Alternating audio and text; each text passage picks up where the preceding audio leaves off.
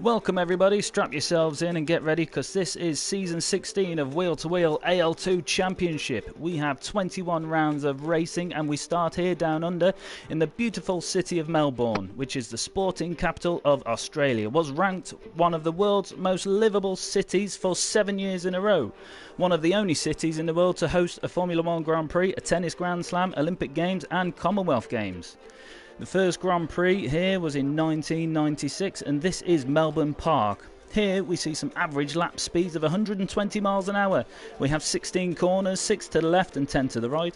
58 laps of this 3.3 mile long circuit. Hopefully we will see some overtaking here into turns 1, 3 and 13 as they have got the DRS assistance. In the Pirelli tyres, we are in the middle of the range. We have the C2, C3 and C4. The soft tyres are approximately 1 second faster than the medium and 1.5 seconds faster than the hards. The softs are due to last about 24 laps, mediums 35 and hards 46 laps, but in reality the softs are looking to go about 14s and the mediums will take them into a decent part of the race. Looking at a two-stop here, I am Bloomstar 1986 and today I am joined by Allshot Down. How are you, Allshot? Oh, good afternoon. I'm good. I'm looking forward to the first round of the season, especially Melbourne as well. It's one of my favourite tracks of the calendar, very fast-paced, especially with the opening sectors of 1 and flowing through Sector 2 as well. So it's going to be good to see how these guys are going to fare. Of course, they've all changed up their cars, all changed teams as well, to see how they pair with their new teammates. And, well, after last season's results we had, I just can't wait to kick it off here today. Yeah, we've had quite a few new things coming into this new season at Wheel2Wheel. We have a new scoring system where now all 20 places will earn a point. Basically, it's the standard scoring system plus 10. And then 11th place will get 10 points, descending by 1 per place, leaving 20th scoring 1 point. We have 10 drivers on track today. Most of them look to be looking to set a time on the soft tyres.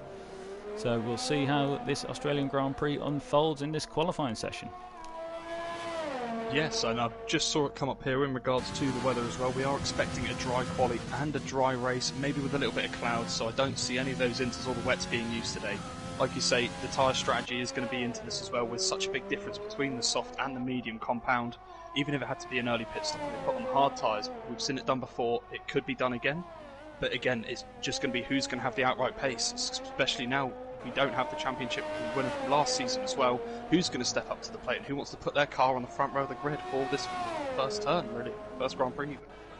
Yeah, Dazibon, number 1 fan, he's first on his flying lap. Will join Allshot doing a onboard soon with one of the people. But Dazibon, number 1 fan, also known as Strident, we're going to now be calling him James. That's what he wants us to call him. So, but he's the first to take on this track. Well, I'm glad you said that one before I called him Dazzy Bomb then. So, just keeping an eye out here. I believe we've got everyone out on track besides Sega, who I believe Sega has just left the pits as well on a set of mediums. So, all 10 cars out on track now. It'll be interesting to see who comes round. Just trying to find where everyone is. We've got Silver there, moving out the way of the Ferrari, I believe. That was Old Dad's. No, beg your pardon. Then Trev on his outlap. He's going to be promising, I think, this afternoon. He has showed pace and he's showed, good consistency as well where it matters. That Ferrari pairing, after the last couple of races that I personally joined you for, with Old Dads as well, coming from the back after turn 1 at Abu Dhabi, they're going to be a strong pairing to actually face. They are. They're quite well here, and we have a retirement already. We have... I can't catch him on track. It's Maxi, but I don't know where he ended up on track to actually end up. It's the chicane just before the last DRS straight. He lost control there and ended up in the wall and losing a wheel. So unfortunately he won't be able to set a time for this qualifying lap, but James did set a time of 1:21.9, which is quite a respectable time here. What I say is they're all starting to come round now. Just on board here with a letdown state now, going down through, finishing sector 2 even. Like I say, there's the second DRS zone that you really kind of have coming through, coming up soon even. It's going to go into the quick left and right. Just going to have to stick it here, make sure it doesn't catch the outside curve as well. In the Red Bull as well, I'm not trying to be biased, but he's in the same team. I've got to look out for these guys this season. Like I say, it's a shared constructors. Yeah, Wheel to Wheel have also got combined constructors between the two splits now, so if you score points in a McLaren in AL1, you will also be awarding points to the AL2 teams. So at the final round of the season, we will be totalling up all the points, and the constructor across both splits, which has got the most points, will win the combined championship, as a letdown estate puts that into third place. Some quick times coming out here as well, especially with Xerxes, I believe, put it on the front row with 1:21.4. That is impressive. Yeah, pole time last season was set by Dastardly, which is 1:21.328. So we're not far from there, and this session's only just begun. Well, I hope he's watching this evening. If he is, I hope he's well as well. So look forward to seeing him back on track at some point, sometime. And just remind me, I'm going to post my stream onto our Facebook page, Wheel to Wheel Racing. Little plug there. I'm just following the two medium runners now, so they're going to come across the line. Sega, the first off in the Williams, crossing the line. Where's it going to place him on those harder compound tyres? A 1:22.9 puts him into 7th, followed by Cal. Shortly just behind him on the road as well, maybe getting a little bit of a tow. He goes at 1:23, so the two medium runners separated there by just under a tenth, and there is a pass across the road there. Maybe he got a little bit caught out with the McLaren coming down on finishing his lap, but luckily there was no contact. There's no debris just yet. You can see how easily this track can catch drivers out as well. Yeah, so I don't think for a clean race. I don't think Silver was ready for Cal crossing the line there. I don't think he knew if he was on a new flying lap then or on a cool down lap. So I think he got him a little bit did well to avoid flustered. the action, so that's the main thing. Don't want to see anyone out. Well, unfortunately we've already got one, but don't want to see anyone else out just yet. Want to make sure they're all there and get their laps in for the race.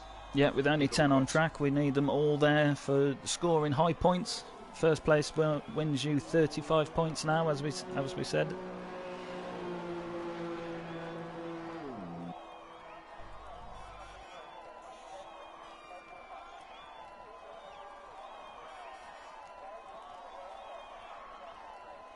Seen a couple of comments popping up on my stream, so I will just flick to that now.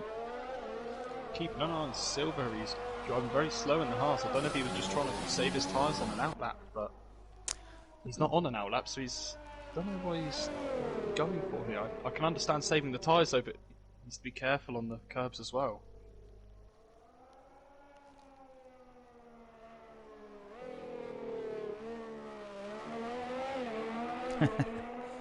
James, oh my god, hearing you is amazing. Thank you, James. Alan, one of our drivers for AL1, a harsh off the road. Evening, lads. The next game, in which I think might be Xerxes, is oh baby baby. I mean, it was a very neat lap, so he's got something to be happy with. Yes. Right, so But yeah, that's most people in. James is looking to set his second flying lap. Did you want to do an onboard with James? Managed to catch someone before they did this lap this time, so I feel quite privileged. I've timed it right, and my mic's even on. It's even better. But yeah, as he's coming down into the second to last corner now, 15 and 16.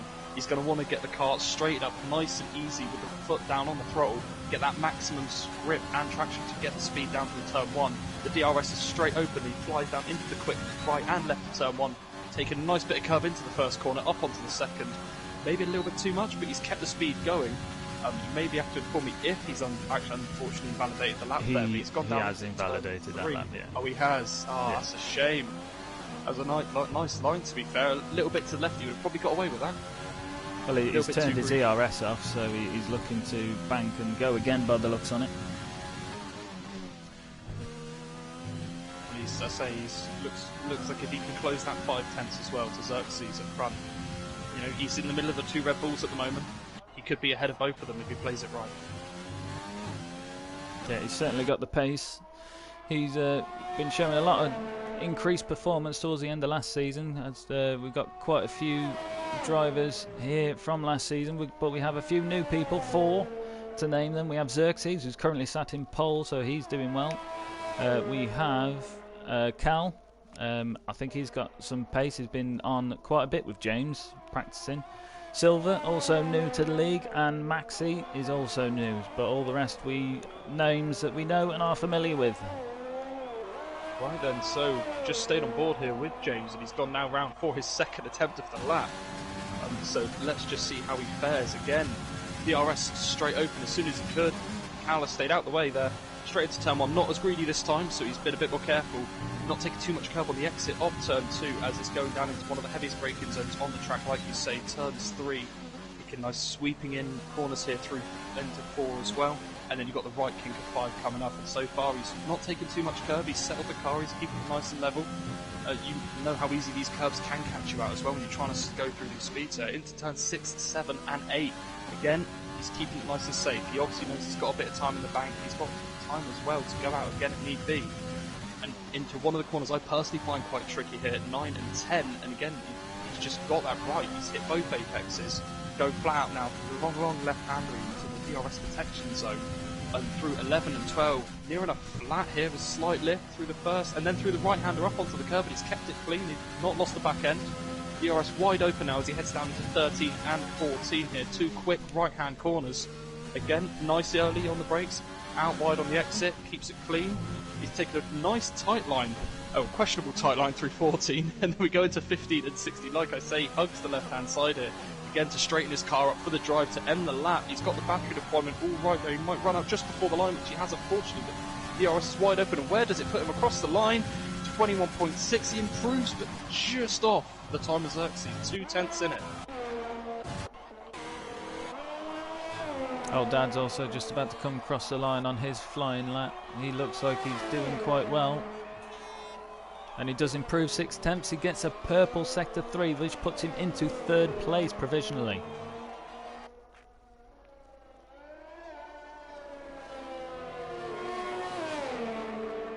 "22 flats a lap you can't even do if you try, I think. That's very impressive."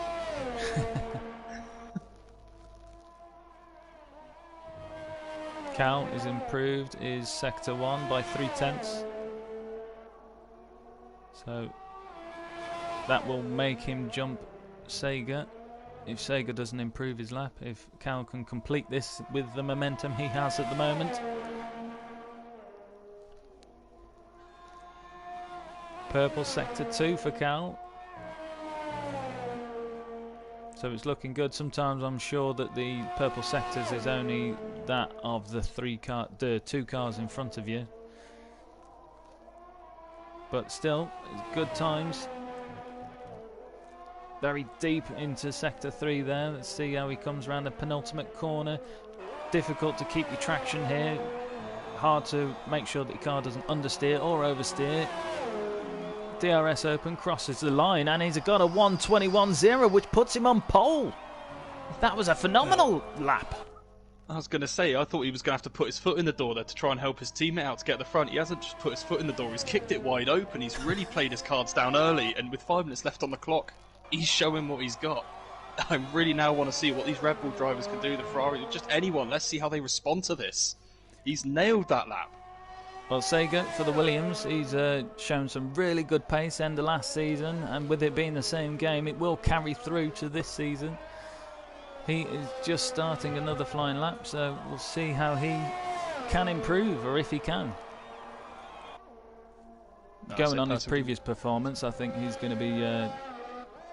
he's got room to improve here, as you were saying.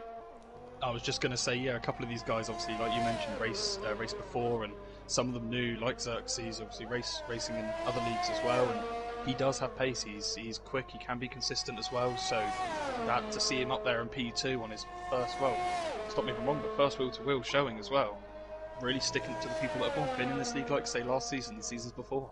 Well, I know that Xerxes is very new to the game. He's only about 2 or 3 months into F1 ever. Oh wow! Well, I didn't know that, but that's...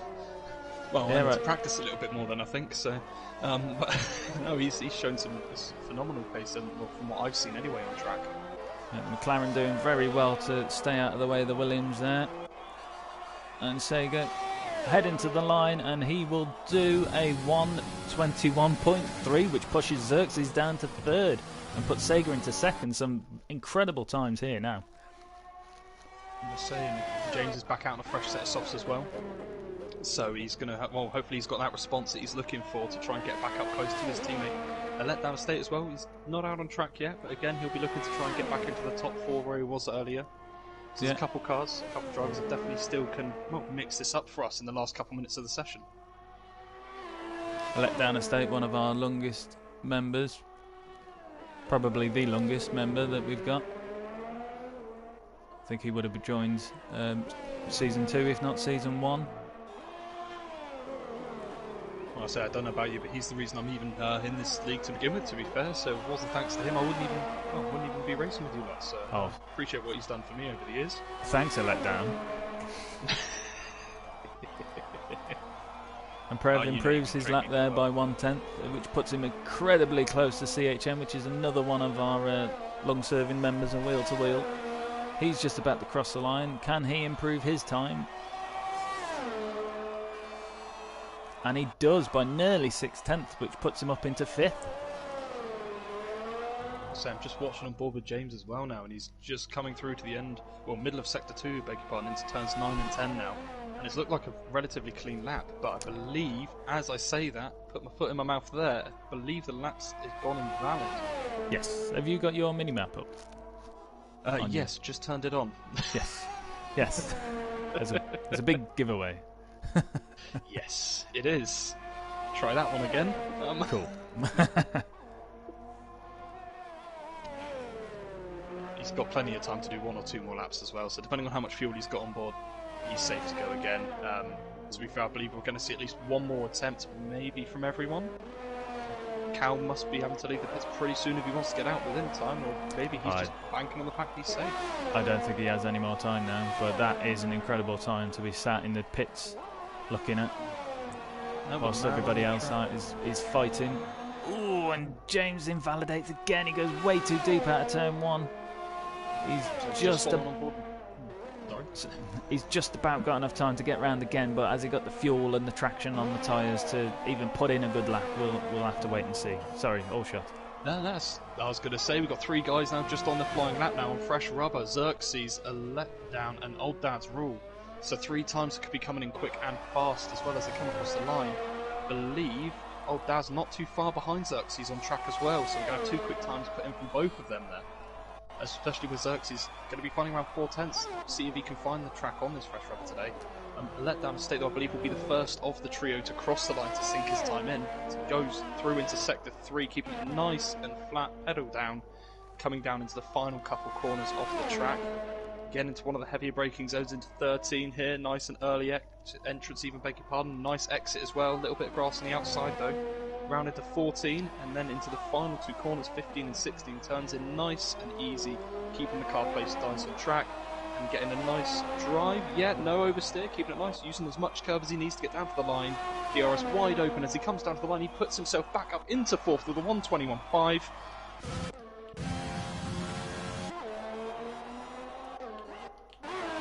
Xerxes, didn't catch it. I don't think he did improve. I don't think he improved, but Old Dad split the Red Bull by less than 1/10 of a second.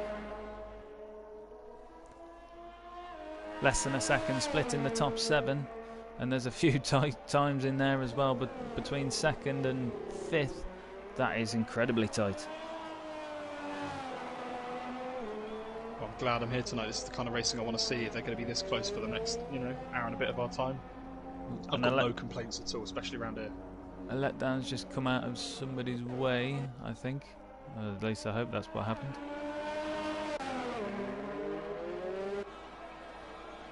So I'm not sure if anybody can actually improve there. James looks like he might be having a go, but he is 1/10 down from his previous best.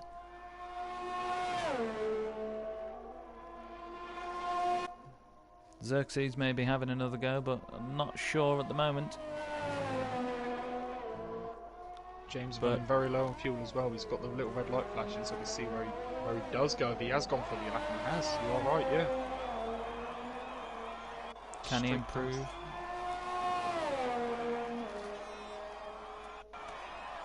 No, that 10th carried. Yeah, I think those 2 extra laps on his softs really did hinder him there. It's a shame. He clearly has that extra bit of pace he wants to show off today, but unfortunately those, you invalidate your lap, it can catch you out. I know I'm a very seasoned veteran of doing so. I don't know about yourself, Bloom, but yeah. Those track limits can catch you. It can, and that's the killer, especially in qualifying, because you won't set a valid lap. But that does round off our qualifying session, I believe, with 2 newcomers up in the top 3. That is incredible stuff. Good to see new drivers in the league.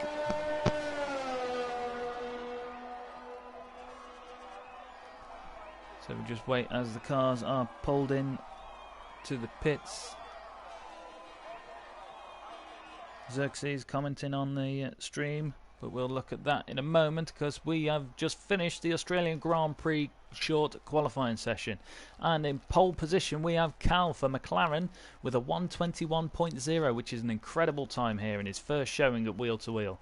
Second place we have the up and coming Sega Takazu, who's always had a good season last year, but always in the shadow of Mikey and Bannister, so we'll see how he can progress this season. Third place, newcomer Xerxes, racing for Red Bull. And then fourth, we have Old Dad's Rule. Fifth is a Letdown Estate. Sixth is James. Seventh is CHM. Eighth is Prev. Ninth is Silver. And 10th is Maxi, who unfortunately did crash on that qualifying session, so did not set a representable time. So we don't know the pace of Maxi yet. He could come into the race and storm it, but everybody has gone for the soft tyres.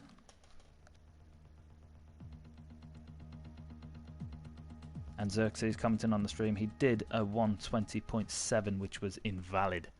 So that just goes to show the kind of pace that we're going to be seeing between these newcomers and these existing drivers during this race.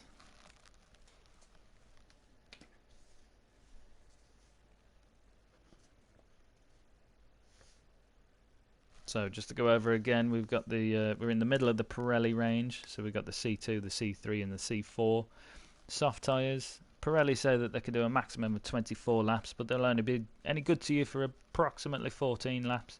Mediums are about one second a lap slower when compared to fresh softs. And Pirelli say they can last about 35 laps. I don't think a one-stop here would be quite a viable strategy, so more than likely looking at a two-stop. Very likely to see a safety car, so we'll see how that folds out. No, I was just going to say, regarding the pit stop strategy, it's going to be quite an interesting one, depending on how many safety cars there are as well. Obviously, from the race on Wednesday, we had a few, which definitely changed everyone's tyre strategies up. Meant they could eke the softer tyres or even the mediums if necessary. Those extra few laps to try and make the undercut or overcut if necessary. So I think the popular is going to be the two-stop, but it'll be interesting to see who does go for the aggressive 3. Yeah. The aggressive 3 would obviously require quite a bit of soft tyres, so it depends on how many they've used in that qualifying session. I know that I had some trouble with what tyres I had available to me come the strategy. Well, I thought you just put on a show. I thought that's the whole reason you did that one, wasn't it? Got a comment from Dan Pilbeam. He said soft, medium, OP strat. So I wonder how many of our drivers will be going for the soft, medium strategy. In complete same thing. I believe it was last Grand Prix. We found a few drivers going for the soft, medium, soft, and opting to end on the softs instead. So if we're going to get that again, like we've said many times before, it's going to be down to, I think, track position at the end of the day is key around here.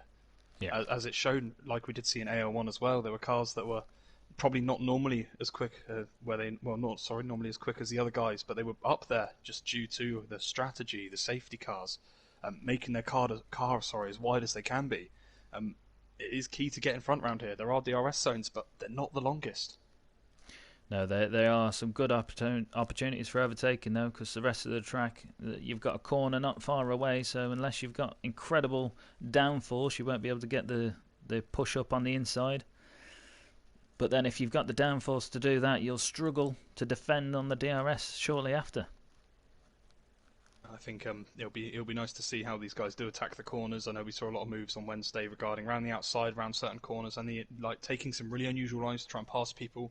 Some people trying to pass other people down straights, and unfortunately there was collisions as well. So we've seen all that in the last couple of races around here. So again, if they can keep it clean, keep it nice and tight, I'm looking forward to this.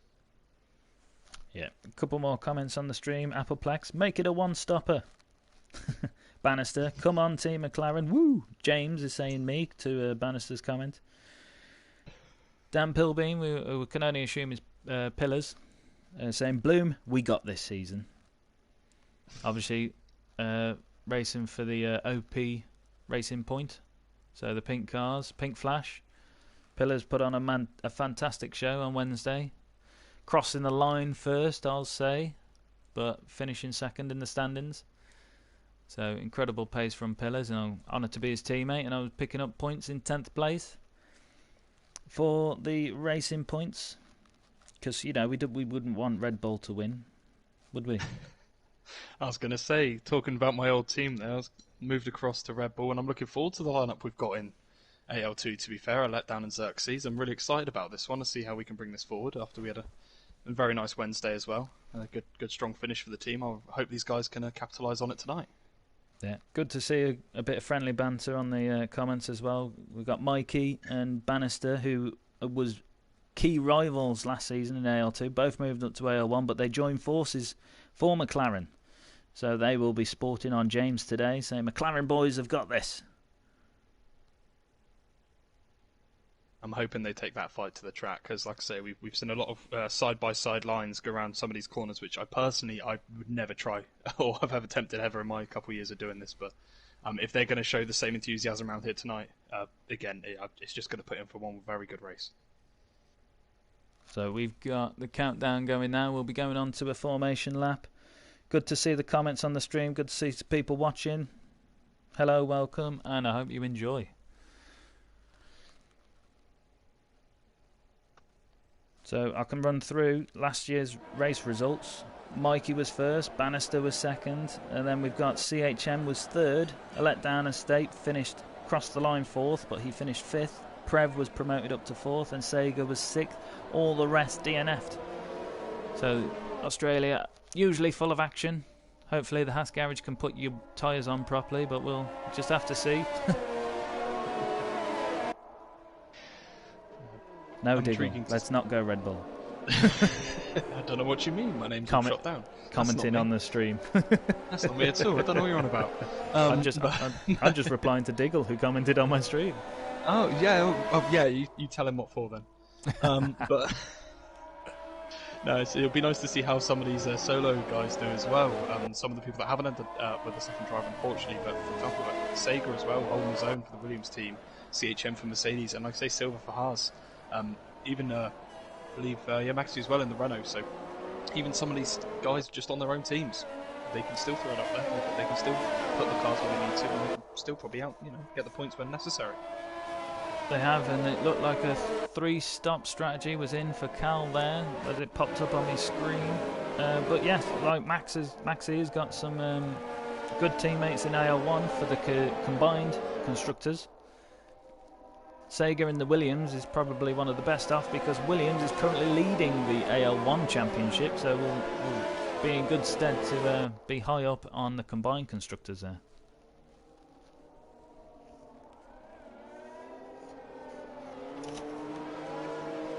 But Sega was the highest finisher of the remaining AL2 drivers from last season. He finished in 5th.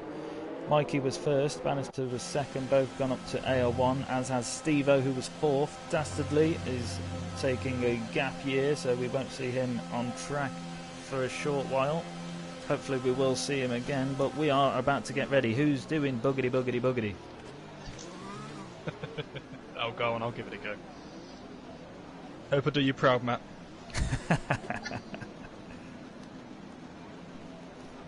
Right then, so all 10 cars just coming into the grid slots. The Renault lines up at the back there. So where we get underway? Here we go. So waiting for those lovely lights to get us underway, and they all can kick off this race. 1, 2, 3, 4, 5 red lights, and as soon as they're out, boogity boogity boogity, let's go racing, boys, and we're away with season 16 of AL2. Fantastic. Oh no, we have drama at the start. The McLaren of James is already down. Is that James? It is. I believe it was. Yeah, no, it was Cal. Was it Cal? I forget the timing screens all jump up and down, unfortunately, but we've got some side-by-side action with a letdown of State and Xerxes, the two Red Bull teammates here going at it. Definitely trying to get that early positions for, well, trying to work out where everything is at the moment. Yeah, a bit of drama on lap 1. I'm not sure if I can see a ghosting car there, so we might have some connection issues also, but as our timing screen's all over the shop, we're just going to have to ad hoc for now. We'll see some beautiful racing. Other than that first straight, it looks relatively calm now. One of the main winners out of that one there was Old Dad, so you've got Sega taking the lead away there, and both Red Bull drivers as well dropped down 4th and 5th, so I think these front couple of guys are going to hopefully stick together. We're seeing a little bit of a gap already separate. I know it's only early days, but this is where the trains happen. This is, you get into the back of someone's DRS, and you can't shift them, unfortunately, around here. Sometimes it can happen. And Old Dad's was on the grass there. James, who's benefited the most from that start, having gained 3 places, is right on his tail. Sega building a lead now, 1.5 seconds as we come round the final corner from the first lap.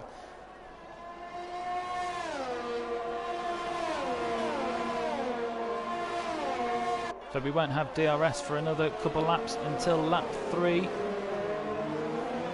So unfortunately Cal will be in the pits. It looks like Prev is also in the pits. So drama on lap 1, but still a lot of action can happen here in Australia, and safety cars which could always bunch the field back up.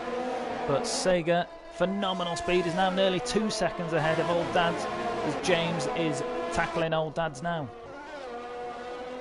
I say, letdown's just climbing his way all over the back of that McLaren as well. It'll be interesting to see what happens here. This is all for the DRS, like we stated as well, so I think as soon as any of these guys decide to call it in their pit strategy, it's definitely going to affect the rest if they're going to stay this close. But letdown getting a better drive there. And James down through into sector 3 now. Like I say, you've got the quick left and right of 11 and 12. If he places his car right, he's going to have that toe all the way down into 13. And that is one of the overtaking places we do have around here. One of the ones that is most used. Unfortunately, I don't think he's going to be close enough to give it a go down into 13 this time around, but as soon as I think next time around we'll all have DRS, and I think that'll make everything a bit more spicy for us. Yeah, he's got his teammate close behind as well, so his teammate will also be benefiting from DRS. A couple of cars going wide on the exit there. I've seen James in the gravel and Old Dad's on the grass. Old Dad's was on the grass the last lap as well, so hopefully he won't be penalised too heavily for track limits and he can keep it together. Just waiting to hear the message come through from Xerxes' side to a letdown saying multi-21 mark, multi-21 or something like that, because I could never see a time it's more fitting. Yes.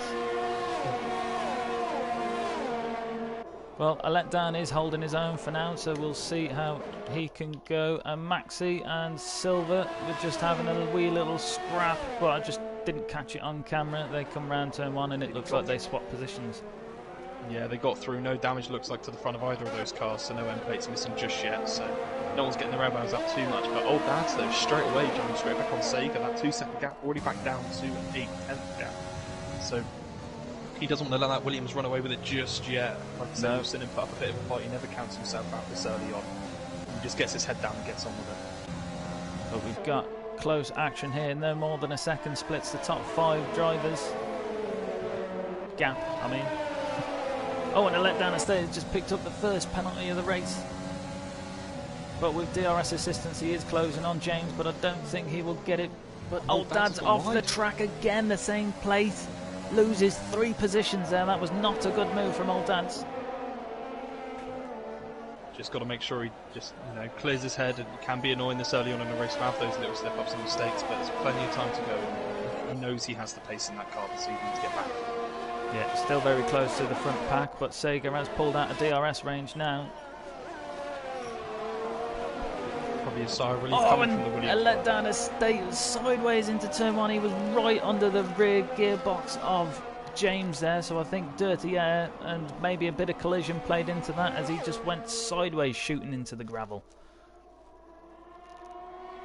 Really unfortunate there for a letdown estate because he's shown a really promising opening to this race, but now that incident's going to put him back. Just keep an eye on here on the fight for second place, if you could kind of call it in that sense. Xerxes all over the back of James now.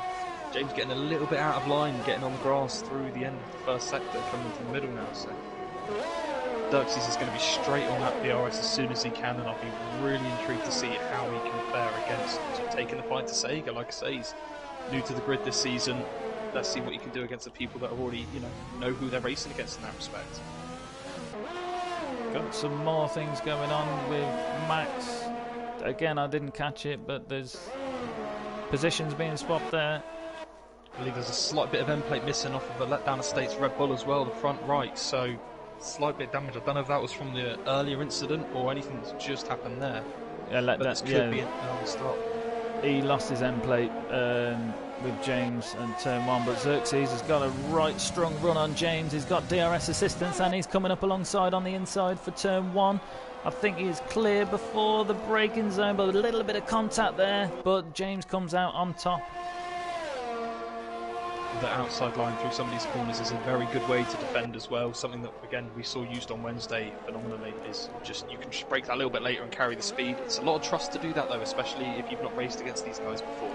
To just know where they're going to put their car. But again, this just shows that these people know what they're doing. If in this league, no one's here to mess around in that respect. They all do have that duty of care for everyone and coming together. Yes, a lot of clean drivers. You have to pass an induction to get into wheel to race, but as you say, some of these people haven't raced against each other. Xerxes and James have never been on track together as far as I'm aware, so just knowing each other's driving style is something else.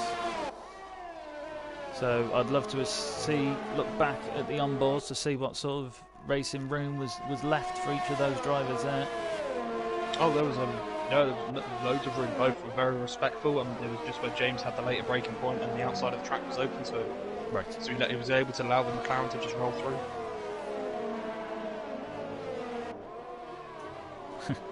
Got a few comments on the stream. They reckon that the Cal at the start, he's turned his traction control off, so he's likely to have been a wheel spin out of control. So maybe all his own doing, because it's rare to see that before turn 1. But Xerxes again on the back of James, but no overtake opportunity on this occasion. I believe that they are both trying to still pull in Sega as well. They don't want to let him just get away and have an easy afternoon. If they're going to be fighting for second, they might as well be fighting for first as well in the little bracket.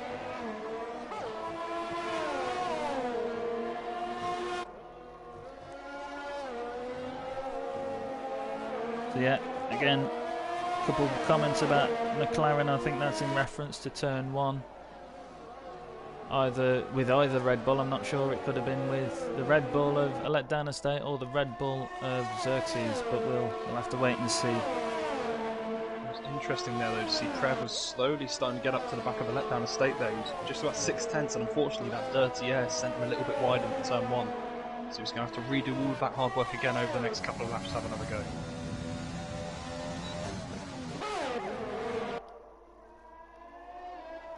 Xerxes ever close to James. I think I might just drop down to Maxi. Just keeping it on board of Maxi. Yeah, he's all over the back, and he was going to send it then. These guys are doing their best here. Yeah, Silver taking a very interesting line, but I'm just going to jump to Xerxes as he's coming down to turn 1. DRS assistance. He's gaining on James, but it doesn't look like he can make anything before turn 1. Goes very deep into turn 1 on the exit quite a few times as James picks up a penalty, which won't help him in this battle. But that deep exit from turn 1 doesn't help him on the run down to turn 3. But Maxi and Silver, as I'm sure you're watching, all shot. Yeah, he's definitely reeling it back in again. It's just needs to keep a cool head if they can stay with each other as well. He doesn't want to let him get too far away. If they can use the DRS, slowly start pulling themselves back a bit further forward to the rest of the guys here. I don't see why they couldn't get back in touch. The one I'm a little bit intrigued about here is where we got 8th, 9th and 10th here, all on the same straight of track, and they've all had very different starts to this race, of course. But yes, again, these guys are all keeping each other company. Yeah, Letdown Estate and Prev did do well here last season, so we know they've got some pace. They've both had unfortunate starts along with Cal. So can they reclaim some of those positions? We'll just have to wait and see. They might have to play a long strategy for tyres. just want to note as well, after Xerxes getting all over the back of James there, it must have lit something behind him, because he's got the move on and the gap to Sega now under a second. Well, just teetering on that DRS zone, so it'll be interesting. And he does, James gets the DRS, which we're hoping to defend against the Red Bull. Down into turn 1 this time, so probably not as much stress now for him.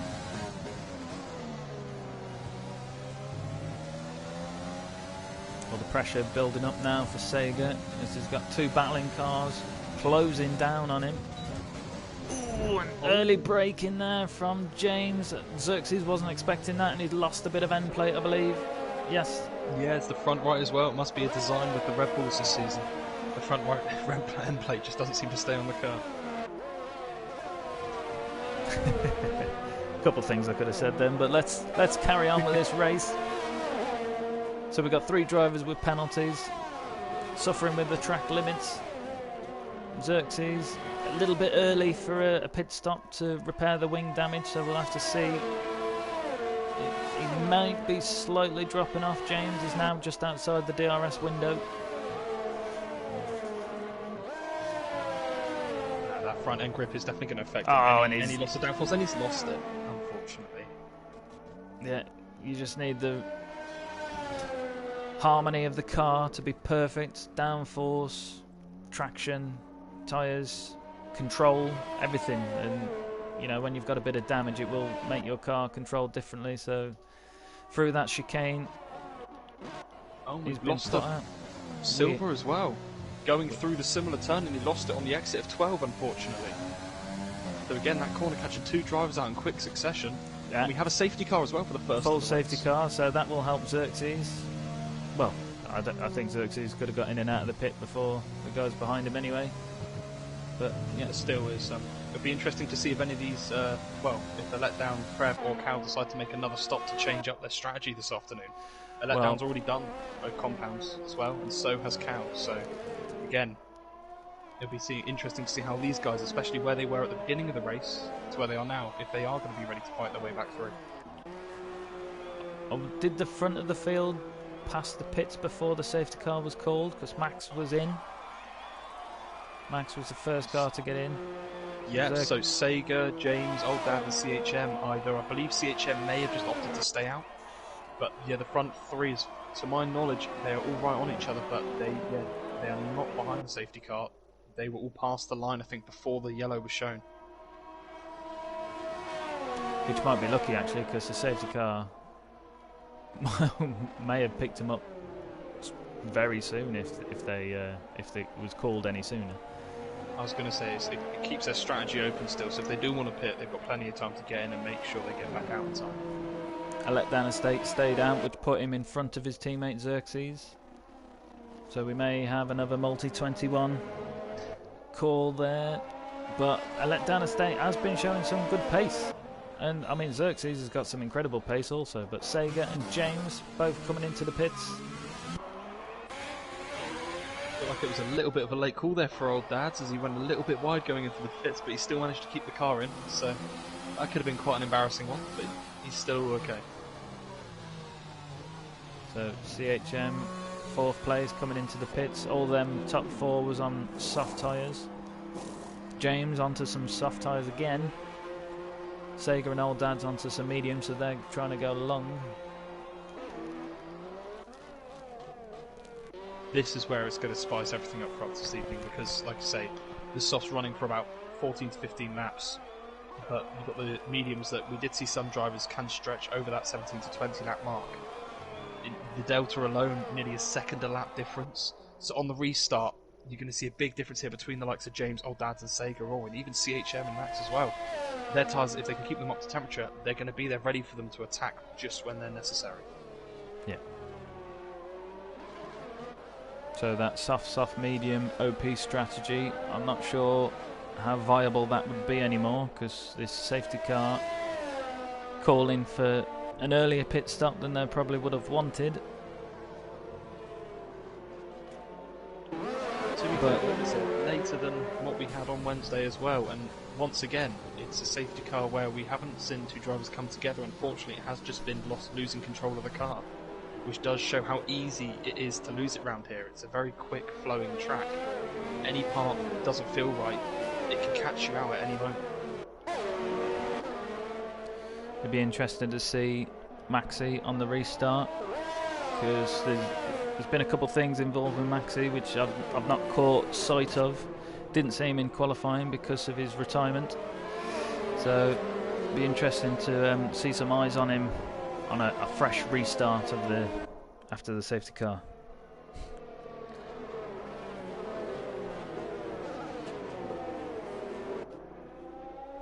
So all the cars gathering together now. Cal just catching the back of the safety car line now. Safety car in this lap. It's done this a couple of times. That's a very late call.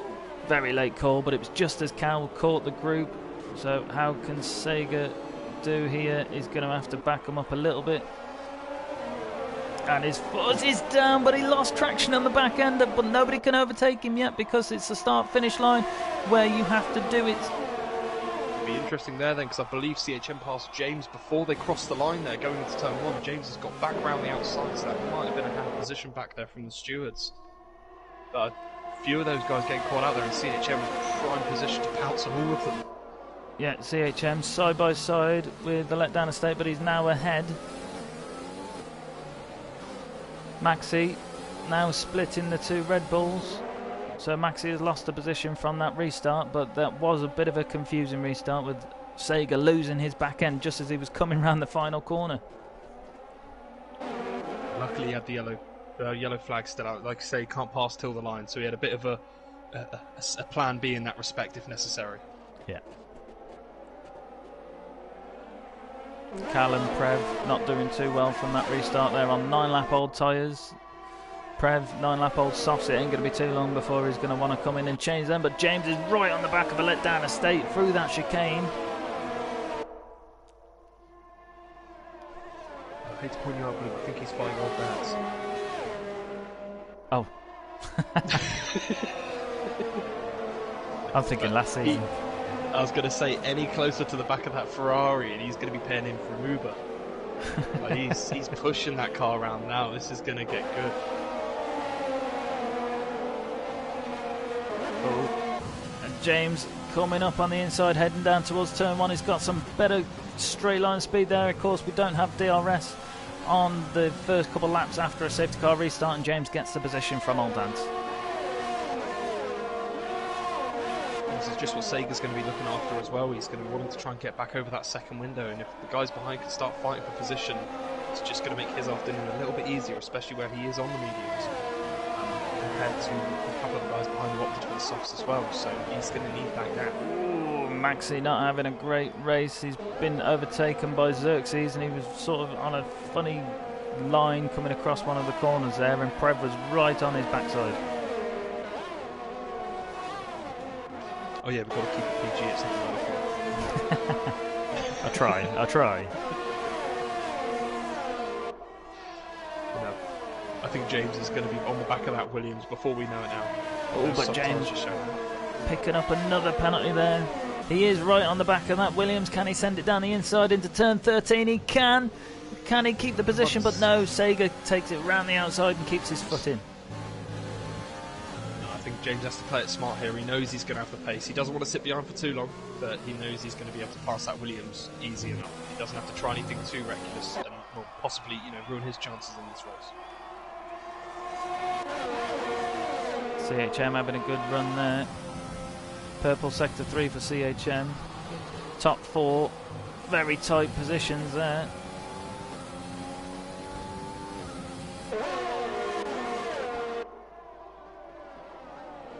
Ooh, James doing well to brake before that before the Williams stopped in front of him.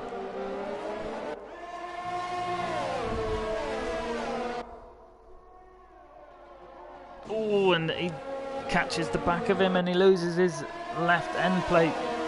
The McLaren of James, but he is incredibly close to the back of Sega. But that's the difference in the tyres. He still made the move, even with a busted wing. He's still gone for the move for the lead as well. Can he keep hold of this? We will believe, to be fair, it's let old dads have a go straight into the middle sector. That is very brave, going into 11 and 12 as well. Up the inside. That is trusting your car's going to have the grip to stick. and you're not going to collide with the guy on your outside. Oh, and there's some end plate bouncing around the track. I don't know what that's from. Having a look here, I believe. Oh, Dad's out of the top couple, I believe, is free. Sega's lost some end plate. I don't know when that Yes, happened. Sega and James. Yes, CHM and Old Dad's out of the top 4 there, and the 2 with the full front end of the car. Mark, though, after all of this battling, has got right back up there in the car and let down a state even, so he gets for knowing someone personally. Same with Xerxes as well, both the Rebel guys starting to come back into this now and then. Oh, and there's someone off track. Was that CHM? I think it might have been. A letdown estate was up on the outside. I think he weren't expecting to come across the track like that. Xerxes ended up taking a bit of a different line as well, so both Rebels, like I say, they were catching quick again on the harder compound. CHM on the softs. If they can pull him in now while he's on the quicker compound, they're going to make their job a lot easier on the second part of this race. That's it. All these different strategies now sort of coming into play. Safety car bunching everybody together. We've got lots of action here in Australia, and there's more end plate coming off, and this time it's in the state of a letdown of state again, losing more end plate off the back of CHM. Just want to point out here though, Cow on 12 lap old mediums, still running, and Prev as well. After their earlier incidents, still keeping it only a couple of seconds to the rest of the guys here, but considering the difference in the tyre life, that's pretty good going on their pace as well.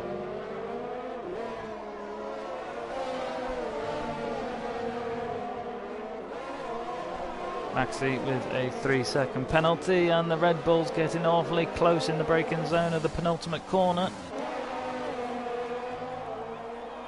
Just have to point out as well, the fact that we have the leader here in the McLaren running with half a front wing effectively, losing that end plate makes such a difference. As I let down the state, looks at CHM on the inside, and he does make the move into turn 1. So, just not waiting for anyone. I believe his front wing's actually fine, so I don't know if that was part of CHM's front end that ended up coming up on Mercedes. I don't think each driver knew what line the other driver was taking at that point, but they've got through and survived. But CHM really suffered there, and he's dropped a few positions down into 7th. I was saying before, I actually got myself carried away there. Yeah, guy out in front on the softs, 2.2 seconds clear. James is running this, like I say, without an end plate. It doesn't look like much of a difference in the car, but you really do feel it through some of these fast corners. Just that slight loss of downforce can affect your entire lap. Yeah, he did pick up some extra penalty though, so he is suffering on the track limits with his reduced downforce from his missing end plate, but he is on the soft tyres. And there was a deficit of 1 second to the mediums, wasn't there? So that's really showing with his strategy there, as Maxi is coming up close to Xerxes. Xerxes also DRSing his teammate let down a state. I can't help but think Xerxes is probably sitting there going, come on, let me by, mate. I'm on 5 lap fresher tyres, you know, do me a favour. As Cal overtakes Prev also, but Prev on 13 lap old soft, so his tyres will be feeling much worse than Cal's do right now. But Xerxes quite close to a let down a state.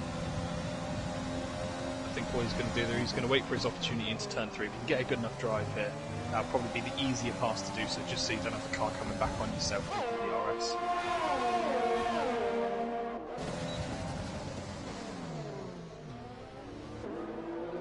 I think a lot of these drivers now, although some of them have raced each other for a few seasons, nobody seems to know where other people's braking points are. Right? There seems to be a lot of... Oh, and Xerxes is off! No! What a crash! Unfortunate for the Red Bull garage there, Diggle. You're just the worst. But no, that is so unfortunate. Like I mentioned in qualifying, those curbs are lethal, and unfortunately it has paid the cost there. I was just about to mention how he's doing brilliant with his battery, and he must have been lining up and let down a state for a pass. But I think too little too late. The dirty air plus the curb, I believe that's what it was, but that looked like a heavy impact. That was heavy. Very heavy. And that's really unfortunate for Xerxes on his first race here, and he's shown some promising pace. We have a virtual safety car now, so we need to watch out for people picking up a drive-through, because if you exceed the delta on the virtual safety car, you are heavily penalised.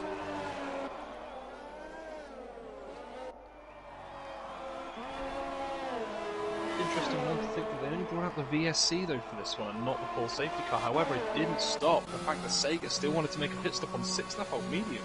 Yes, but he is missing an end plate, so we probably thought he'll take the opportunity at a cheap pit stop because he is having his wing changed. But also Prev and CHM also in the pits.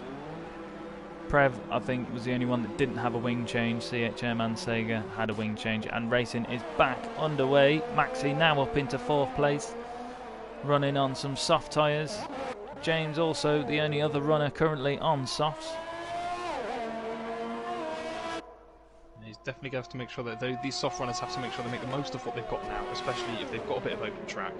Unfortunately, James is suffering. You know, he's got that bit of end plate missing there as well on that on McLaren. I beg your pardon. So I've got Red Bull on the brain now after all of that. But the Renault as well of Maxi, if they can make most of these stints now, it's going to make their lives a little bit easier in the second half because, well, we're looking here, we've got 6 other drivers still yet to go back onto the softs to finalise their race, if that's what they decide to do. Yeah. Yeah, but old Dad's doing well. He certainly began to close that gap back up after that virtual safety car. He was over 2 seconds ahead, but now he's back down within the 2-second range. Just want a quick shout out to the comments on your stream as well there. I can see that Alan, one of the Red Bull drivers in the top pot there, not happy at all to see Xerxes there. And I think that was more of like a Darth Vader no, all in capitals. No. Clearly meant a lot there. I had to get at least one Star Wars reference in there. Yes, I think I sent that in the commentary chat, funnily enough. But yes, really, really unfortunate for Xerxes. I raced with him in another league, so it was very sad to see that he's DNF from this race when he showed such promising racecraft and pace. You know, he's got a long way to go for the season, though. Sorry to cut you off, but he's got the pace. He's shown you what he can do now. He just needs to get to the checkered flag, and he can really put a fight up with these guys. Yeah, and if the Red Bull guys now can really score some decent points, then you know a mixture of AL1 and AL2 Red Bull, they'll have a good fight to take into the combined constructors, don't you think? Well, yeah, well, hopefully. I think that's what they're all hoping for in that respect. Yeah. But no, just to check back on the comments on the stream as well, I believe it is the man himself has just commented, Xerxes, if I do have this correct here. Yes. Got squeezed, plus a bit of wing damage, unfortunately lost it from there, so a bit of a tough introduction, but you ease into this, and once he gets the first couple of races done, he's already shown, like I say, he's got the pace. Obviously not biased at all, but I think he's one of the better ones out there, maybe just because of the car he's in. Yeah, he's a good driver. Like I say, I have raced on track with him, and again, really unfortunate to see him crash out of this race. But as you say, it's a long season at Wheel to Wheel, and you know, if he wants to stick in it, a few new drivers finding the feet, a few experienced drivers finding the feet of the new guys, you know, because it's one thing being a good clean driver, it's knowing the other drivers around you and how they take their racing line. So I think a couple end plates have probably gone through that learning experience between the drivers. Oh, for sure. Like we saw that on Wednesday as well. You know, some of the newer guys onto the track just learning where their lines are compared to the people that you're used to as well. It'll take a couple races just to kind of smooth those edges off, but I just wanted to point out quickly as well, old Dad's back just in that second mark of James, so clearly we are starting to see that turnover point of the tyres. Maybe the mediums are going to start coming into their own now. Yeah, and as you say, James still with wing damage, but James struggling on the track limits. He's now accumulated 12 seconds of penalties, and here at Wheel to Wheel, if you get over 4 penalties, you are then penalised with a final position drop. So if James picks up another penalty, that will mean he will be demoted 1 place in the final standings, and then an additional place for every extra penalty after that. Well, I was just going to say, I imagine it's not very nice from what I've heard of it. Obviously, it happening to people. So yeah, from a friend, of course. Yes. That guy commenting on my stream, I think. Yeah, it's like that's the diggle guy, dodgy one. But yeah, it takes a lot of skill to keep it clean, especially on this year's game. And to anyone who can do, absolutely, it's impressive. We've got guys on Wednesday that do it as well, in and out, just can keep it clean. But it makes it more interesting. Like I say, we saw the race won on Wednesday because of the penalty situation at the end. Yep. But Old Dad's really bringing the fight to James. He can really take his racing line places that James can't at the moment because of that wing damage. He's on the outside going down to turn 13. DRS still on the inside. You can see that missing end plate there as our wheels are nearly touching, come down turn 14. And James keeps hold of the position. Doing the best job he can with what he's dealing with as well. He's making that McLaren as wide as possible without trying to make too many dangerous moves into the braking zone, but it is going to give Old Dads another bite at the cake as they go back down into sector 1 here. James just keeping up in front there. With the front wing damage, it's going to be interesting to see how Old Dads can now close him back in through the second sector just to have another go. He's biding his time. He doesn't have to try anything too reckless. Not even at the halfway point tonight. Very deep on the exit there for Old Dad, which I think hindered his attack coming down to turn 3.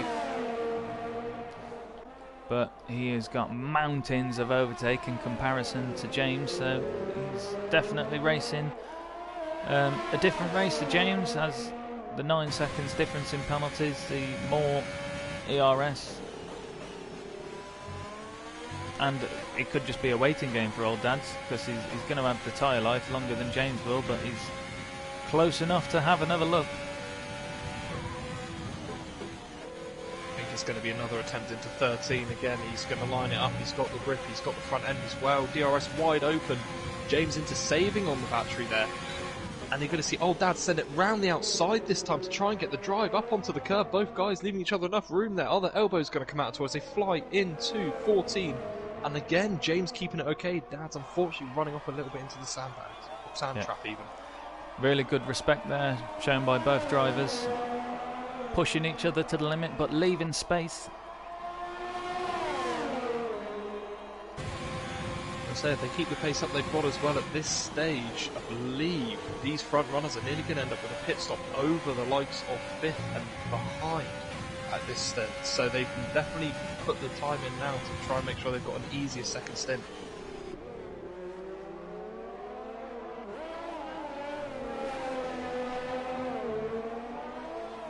Good comments for the top 2 drivers from the previous AL2 champion himself. Really nice driving by top 2 from Mikey. Yeah, they're really showing what kind of racing respect that we like here at Wheel to Wheel. Just to touch on this one as well, I don't know if you've noticed there, but also a letdown estate because of this fighting has pulled in around about half a second over the last lap on his 17 lap old mediums. So again, he's showing he still wants to be in for this fight for the chance to stand on the top step tonight. Yeah, real unfortunate for a letdown estate's initial incident round turn 1 with James, I believe it was. But yeah, as you say, persistence and consistency, he's kept it in. He's on a few lap old tyres as Old Dad's runs wide into that second to last corner again. He doesn't seem to like the line there. James didn't have... It must be the dirt, yeah. It may be, Sorry to cut your flow there, Blue. That's good. Nah, he's going to be all over the back of him again. He's, like I say, I've got no doubt that Ferrari is going to be biting at the bit now to really try and send it, as he does try to around the outside under braking into 3. It's very impressive there as well, and again the gap to 3rd place is just slowly dropping down. Yeah, James doing well, as we say, with his softer compound, which is going to be going off pretty soon when the wing damage, but Old Dad's just keeping the pressure on, and sometimes that's all you need to do is just pressure the driver in front and put them into a forced error basically. But James is doing well to handle that pressure.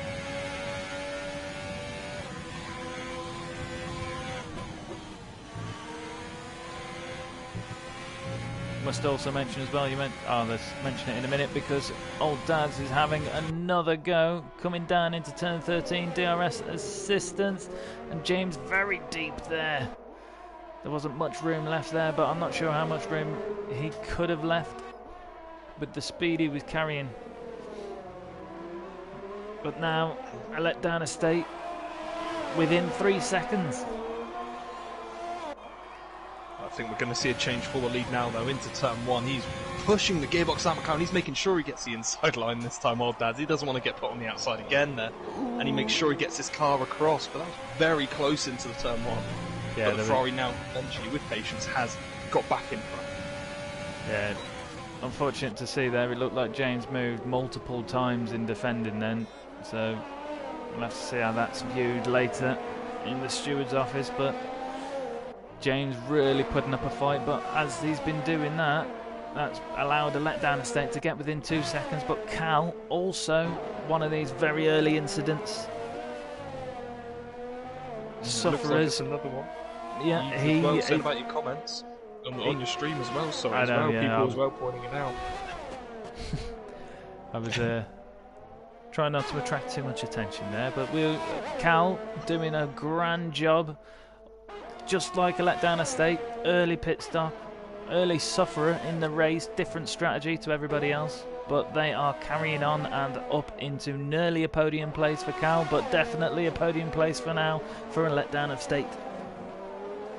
Yeah, it's showing the experience there. Like you say, he's been doing this since around about, like you said, I believe it was season 2, so more than enough time on these games and enough time racing with people like everyone here this evening, so he knows what he needs to do, and if he can keep it out of trouble, he knows he can get back up there. Yeah, Cal, new to the league, currently in 4th, but he is pitting.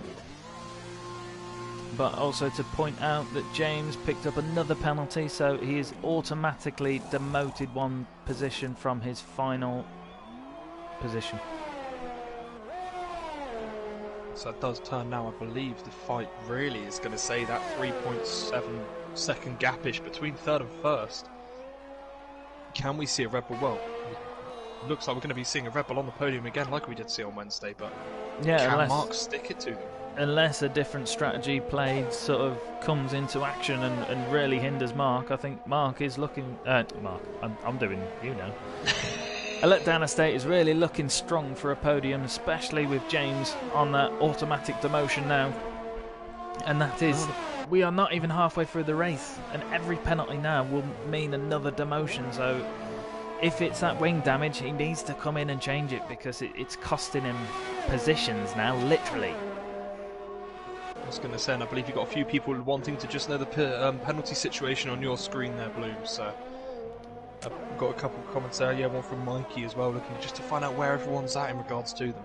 Yeah, so as I say, James, Dazzy Bon #1 fan, Dazzy Bo #1 fan, however it's called, he is now on 15 seconds, which means he's got 5 3-second penalties, which is automatic demotion after your 4th. But that is James, his ears must have been burning, he is in the pits, changing his tyres and his wing.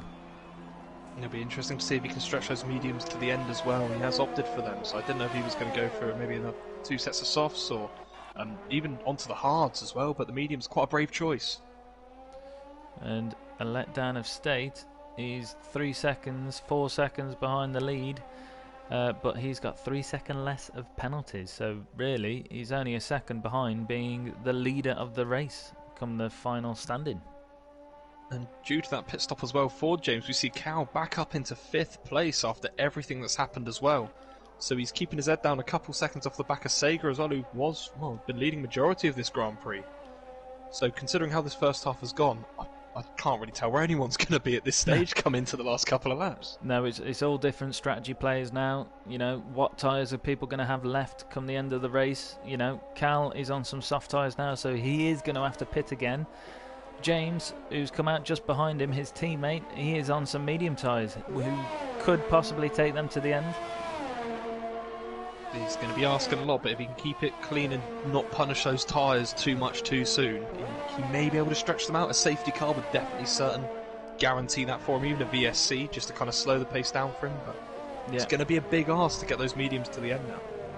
It will be, but you know, with a bit more front wing downforce now, because he's had his wing replaced, hopefully he can stay within the track limits a little bit more and just focus on putting these lap times in and trying to push back up the field, as Maxi is now in the pits, having done 17 laps on them soft tyres.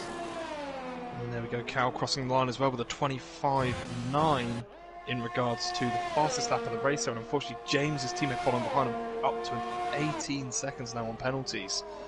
But Cal definitely wanting to get himself back into this race now. He's got the tyres on the car, he wants to start making the moves. Yeah, also Cal, highest runner without any penalties. So, you know, if he's running without traction on and, you know, he's new to the league, he's doing a good show here, because you never know, a late safety car could really punish everybody else who's got penalties, and Cal could just cross the line fourth but take the win.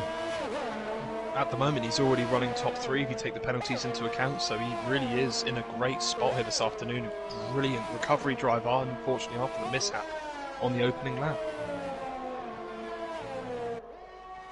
Yeah, it does sound like, from everybody else's guesses as well, that it was a no traction manual start kind of incident, because it's very rare to see a car shoot sideways that quick when you haven't even reached turn 1.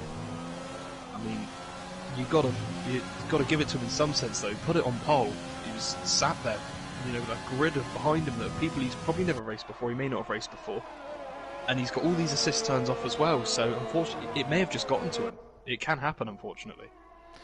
Yeah, I still get nervous league racing some days, and you know, certainly in my earlier seasons, I nearly swore then, but you know, just getting quite anxious, heart's going. I was going to say, it probably, the pressure-wise, is all right if you've got 1 or 2 cars behind you, though, isn't it, Blue? That's from what I've heard. Yeah, I mean, I always prefer chasing than being chased. But yep, you've done a fair share of that. Yeah, usually just slipstreaming you, but Cal is now chasing Sega, but James is not letting off Cal.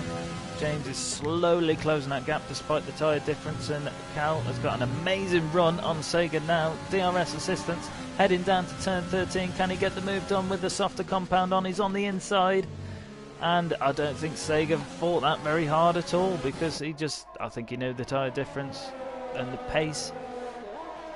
Yeah, that was a great move. He's not racing that McLaren just yet on track. That was a beautiful move.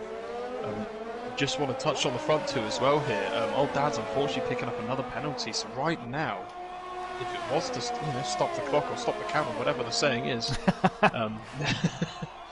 yeah, we would be seeing a very different finishes. And that down state is net P1 effectively as it stands. Yeah. That move for Cal was quite critical, because he's now got Sega between him and James. Albeit he's going to want his teammate to do well, but it's really took the pressure off Cal, as James has now got Sega to overtake before he can attack Cal again.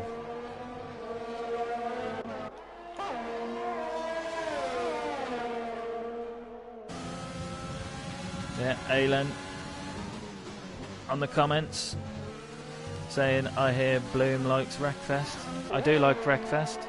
He's probably referring to an incident on Monday night between me and Matt, where unfortunately I caught the back of his wheel and spun him out, and I endlessly apologised as James picks up another penalty, meaning that it's now 2 position drops for the final standings.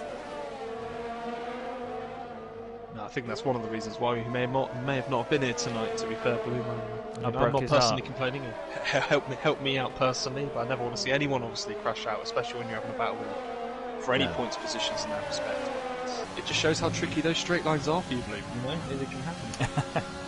Yeah, Cal, fastest lap, amazing job. James is now chasing down Sega and is very late on the braking and just touches the back of Sega.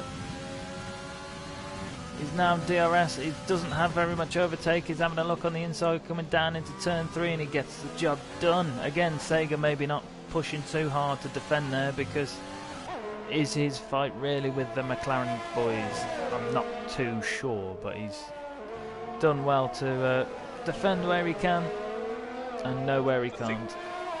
James is showing good pace, but he does need to just be a bit careful now. Like I say, he's up to 21 seconds now on the penalties. A couple more, and it could be an early finish to the Grand Prix for him, involuntary in that sense. But I just wanted to point out the gap, how quickly it's closing here between Cal and a letdown estate. The tyre difference really coming into effect there for the McLaren driver. Yeah. A letdown estate on 25 lap old mediums, so there's going to be a huge deficit between them two pace-wise. So we'll see what kind of lap time a letdown estate is setting now, and he sets this lap at 1:27.8. What is Cal currently lapping? So a letdown estate was a 1:27.8. Ooh, Cal's deep on the final exit. 1:25.9, so nearly 2 seconds a lap faster than the Red Bull. Well, you said earlier those tyres probably good as well for another maybe 8 to 10 laps on Cal, so he can still eke this out, and he'll be closing onto the back of that Red Bull very quickly. I'm impressed with the fact that the mediums on the Red Bull have gone 26 laps, same for the leader as well. Old Dad's 21 laps on those set of mediums as well. So these guys must be possibly thinking about, well, must be another one stop on the mediums for those two, don't you think? I reckon so, yeah. I reckon the top 3 all going to have to pit again. James possibly get away without pitting, depending on how the safety car and the track evolution goes. It's looking pretty cloudy now, so track temperatures are probably going to be dropping from what they were at the start of the race.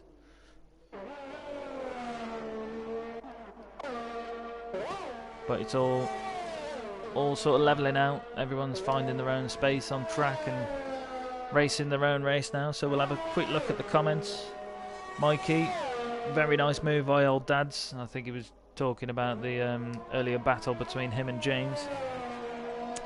Mikey saying bets are in Paddy Power for CHM not getting a penalty.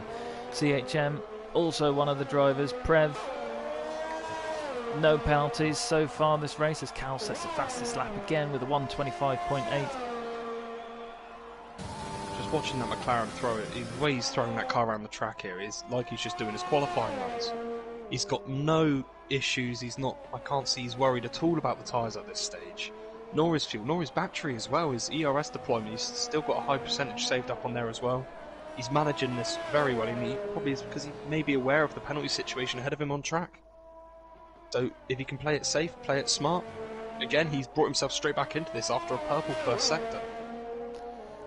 Well, yes, I mean, he's 10 seconds now down from a letdown estate, and all top 3 cars are going to have to pit. So if he can close the gap any more, he could be looking to be on fresh tyres about the same time the top 2 and really bringing the race to them. So not only is he looking strong for a podium, I wouldn't be too surprised if I seen him on the top step, because he did get pole. He has got some incredible pace around Australia, and for his debut race at Wheel to Wheel, it's a phenomenal show.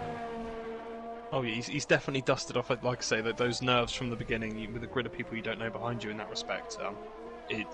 He's definitely just got back into his groove, showing what he can do, again, laying his cards down on the table and just seeing what anyone else can bring at him in that sense. And it must have been commentator's curse there, Bloom, because right as you say, I believe Prev picked up his first penalty as well, unfortunately, on the timetable. So I did see that. Just down to Cal and CHM to see if, well, as you say, if, the comment said there by Mike, to see if Paddy Power is going to pay out on CHM at this stage. Well, they wouldn't make any money. They wouldn't put good odds on it because it's a sure bet. CHM's got his line, and it's not very often that CHM deviates from his line, but sometimes that's not the best thing. But no, CHM, as I say, one of the long-standing drivers. He was once my teammate as well at Wheel to Wheel, I believe, maybe season 10. I think he was my teammate in Williams. And that's a fact I didn't even know, so there you go. Yeah. I've had some good teammates. No, so yeah, let down a state back at Renault a couple seasons ago. Well, I say a few seasons ago now, but that was one of the seasons that I think me and him like to forget about. That was you then. Yeah. Was... Oh, sorry, we're still doing your team. I do apologise. Well, I just left it open there. I said I've had some good teammates, and you just started talking about Mark at Renault. I was like, well, that weren't me. That was you. And that was you with a really bad internet connection. What was more ironic is I was at his. So, that was a season where we literally were sat side by side with our wheels. Yeah, it was one of them where, you know, the one of you would go, and then we go, oh, give it 5, the other one will be gone. Yeah.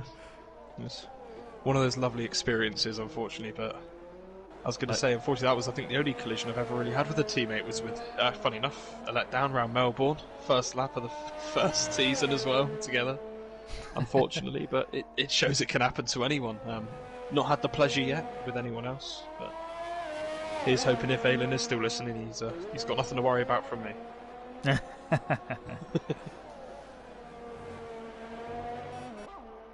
I've had some good teammates, and I've got a good teammate now, but we got a yellow in sector 1, which is Maxi. Maxi is round. No wing damage by the looks on it. He's done a good job to keep that one out the wall if he has spun that one round. Oh, and James got another penalty. Let's flick now to see the penalties. We are on 24 seconds for James. It's that turns 11 and 12 again. They are catching drivers out this evening. You just take a little bit too much because you want to keep your foot down, try and shorten that angle that you're steering, and it does come back to bite you. You are extending the limits, unfortunately. So we've got 8 penalties now for James. So that means his finishing position is demoted by 4. And just as I say that, Sega also picks up another penalty. So Cal is looking very strong for an easy podium here. He's now within 4 seconds of a letdown estate. Like I say, he's already got that second place in one hand, and he's just going to be looking to reach out now and see if he can take the top spot, if he can get within that time. He's only a second off it. Like I say, if he can keep this close to them now, 1 second, he's shown the pace today. I believe he can do it. As you say, he's already got the jump on a letdown estate for penalties. He could cross the line third and take the race win. Which I believe is what we actually had happen on Wednesday, funny enough. It was either third or fourth that crossed the line and actually ended up taking the top step. All I remember is my teammate crossed the line first. That's all I'm going to say. That's fine. Mine crossed in third, but I was only a few positions behind him, so it's okay. It's a team game, you know. It is. Team game, and obviously James is picking up the penalties for both drivers at the moment, as he is now on 24 seconds. Dan Pilbeam on the comments, this man needs some milk for the amount of penalties. And yes, I think he needs to concentrate on his track limits, otherwise he will be disqualified from the race altogether, which is not what we want to see. And you know, James has shown great pace, great racecraft in the last season, so he's probably hungry for a podium, hungry for some race wins this season, knowing that Mikey and Bannister are now moved up to AL1, but he's maybe a little bit too hungry at the moment, and he's pushing himself too hard. I was going to say, you get into a bit of open track, especially to this part in the race as well, when you know you want to make a difference on the final outcome. If there are any other further stops, if there is another safety car, you start going that little bit faster, and it can happen to anyone, and you can just run that little bit too wide. Unfortunately, I think it's been done just one too many times. I mean, sometimes all it is one click on your aerodynamics, and the car can feel so much better, control better, and he might have just took a click off to try and get more straight line speed, because he has shown some great straight line speed, but maybe that one click of aerodynamics has just taken away his turn-in to stay within the track limits. I just want to say, I'm on board with Cal here, and he is getting right onto the back of Letdown Estate. It's only been a lap or two before he's going to start getting the assistance of the DRS as well. Well, it just shows the difference there. Lap 12 softs compared to lap 32 mediums on that Red Bull, and even 27 lap old mediums on the Ferrari. I can't see they're going to be taking them much longer, surely not. Now, the question is, what tyres does Cal have available? Because if he doesn't have a set of mediums, he's probably worth pitting soon. I don't know if he stretched these tyres out, if he can get these tyres to round about that 42-ish, he could be looking to slap another set of tyres on. If he can keep the softs good for 16, 17 laps, which he's doing a very good job so far, he could try and eke it out onto another set of softs if necessary.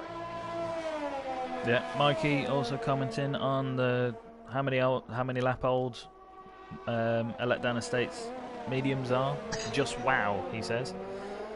But Cal almost within DRS range now, but as we previously said, these all top three are going to have to pit again at some point, and I think it's going to be game changer for who pits when and for what tyre. I think if the Letdown Estate even I didn't cover that then. If the Letdown Estate can get the undercut, I think the fresher rubber is definitely going to pull him back into contention against the Ferrari of old dads.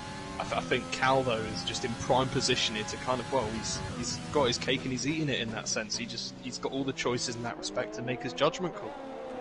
Yeah, like I say, I just wish I knew what he had in his garage, because if he does have a set of softs ready, that would be perfect. But we know that a Letdown Estate is more than likely going to be pushing these mediums for a set of softs, but we don't know what the pace difference is between these two, whilst Mark's on a fresh set of softs at the same time. Because right now it's hardly much competition between 13 lap old softs and 33 lap old mediums. Well, you think about the delta as well, when they're both fresh, you say that they're about a second difference, so to add another 20 laps onto the slower compounder tyres as well, it's good showing by both these guys, because I would have put money on the McLaren to make the move about 3 laps ago, so he must be doing something in that Red Bull to try and keep his head down. Yeah. Yeah, and he's had quite an incident-filled start. Also, losing his teammate Xerxes is not going to be good for your headspace. So he's done well to just screw his head back down and get back on with this race. But Cal now DRS assistance. Didn't seem to make much advancement there, but a Letdown Estate did have his overtake button on. Just thought I'd let you know, Bloom, you were asking what he had in his garage there. I believe it came back. Yeah, it's a pit crew, I believe, and some tyres. There we go. I don't know, I just wanted to know if he had Nicole's shirt swinger or whatever in there. Shirt swinger? Yeah. You're bringing your weekend hobbies back into it. But no, just to get back on track there, Sega pitting there onto a fresh set of softs. Though, that's an interesting call. I believe it's just out the window to try and get them to the end. But maybe he's just trying to go for the fastest lap. Interesting call from the William garage. It's a little early, but it's not it's doable. They just won't have much pace towards the end. But Cal closing in on a Letdown Estate. He says he's been staring at the back of that Red Bull now for I think one too many laps. It's something I think you're pretty similar with as well, Bloom. It's not a nice sight to see, but I don't know what you mean. He Normally it's me in the Red Bull. But yeah, lost a little bit of traction on the back end there, and Cal taking full advantage. His DRS assistance is comfortably ahead now into the braking zone. Cal will have DRS assistance down this second straight because both DRS zones are off the same detection point.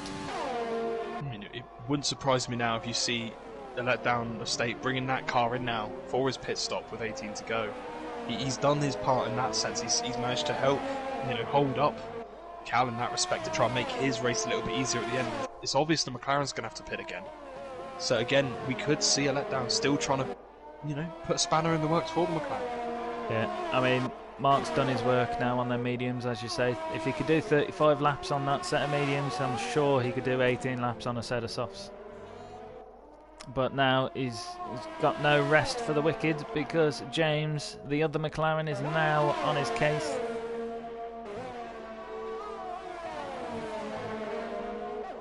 You know, already been a little bit of contact between these two drivers this race, so I don't think there'll be any love lost in the battle in here. Well, we're just talking about the strategy as well. I just see a comment on the stream from Mikey, just saying not sure about the long stint will work on the mediums, but that is coming from the weird tyres strategy guy. Yeah, so Mikey has had some weird strategies, but James just touching the back of a letdown estate there, but a letdown estate is in. Should be a betting man. There we go. He's done his job. He's held the cars up around him. He's going to come in now for a fresh set of rubber, and that'll be him to the end. Yeah, I've got to mention on there. Set of softs, though. Cal, 16 lap olds Toffs, and he sets the fastest lap. So he had DRS assistance on the first stint. So I could say, just noticed as well, that was a wing change as well for the Red Bull. So I didn't even notice that he'd even had damage on that car as well. So the fact he held the McLaren behind him for so long, top-notch job there from him. Sega with the fastest lap now with a 1:24.5, but Sega 9 seconds of penalties. Old Dad's is 9 seconds of penalties, so Cal right now is effectively our race leader, because Cal has no penalties and Old Dad's has 9, and Cal's only 6 seconds behind and catching. This is where it's going to be, I believe, Ferrari. He's going to have to pit. Our Old Dad's is going to have to come in sooner rather than later now. He's going to have to try and cover off the Red Bull of a letdown estate, but also he's got to think about Cal and the McLaren. It's going to get very close and they need to make the right call.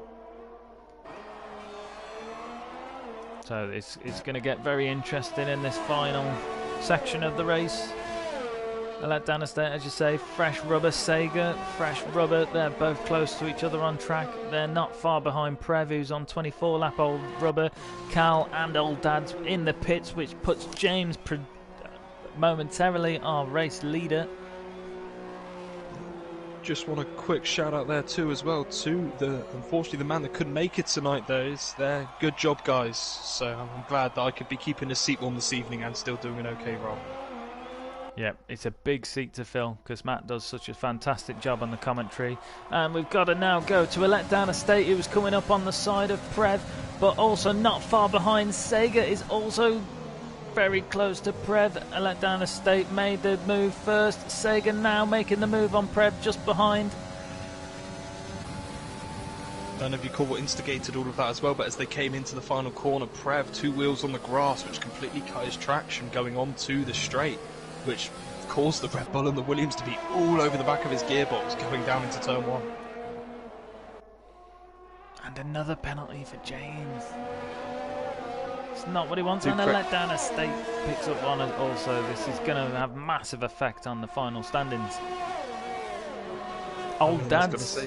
Sorry, go on. He's got another one. Old Dad's is up to 12 as well, so I believe everyone that had one who've been in this close contention have all in sync gone and had another one. To just keep the field a bit even again. Cal and CHM the only drivers not to pick up a penalty. Prev the only one with 1 penalty. And James with 9 penalties. Correct me if I'm wrong, but I do believe, it's 10 strikes and you're out. I can't remember if it's 10 or 12, I've got to be honest. I think it's 12. I mean, I can happily say the one thing, I've never had 12 penalties in a race, so I couldn't tell you.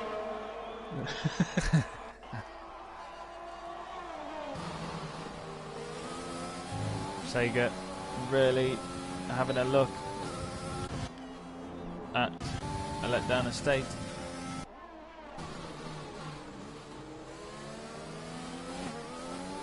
Prev pitting after being overtaken by the 2 cars on screen now.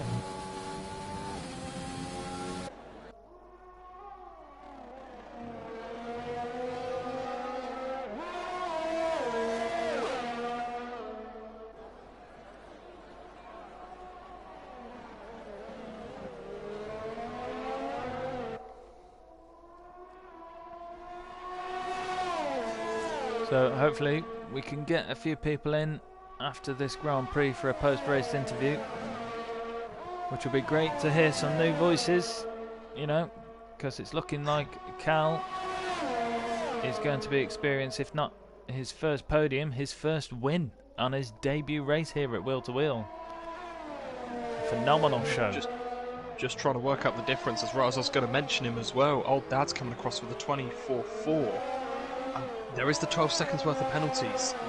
The gap was at around about 9 seconds between the two, so it could have gone either way, but I believe Cow, and he's just got the pace in the McLaren today. One hell of a debut, honestly. He's really hit the ground running here.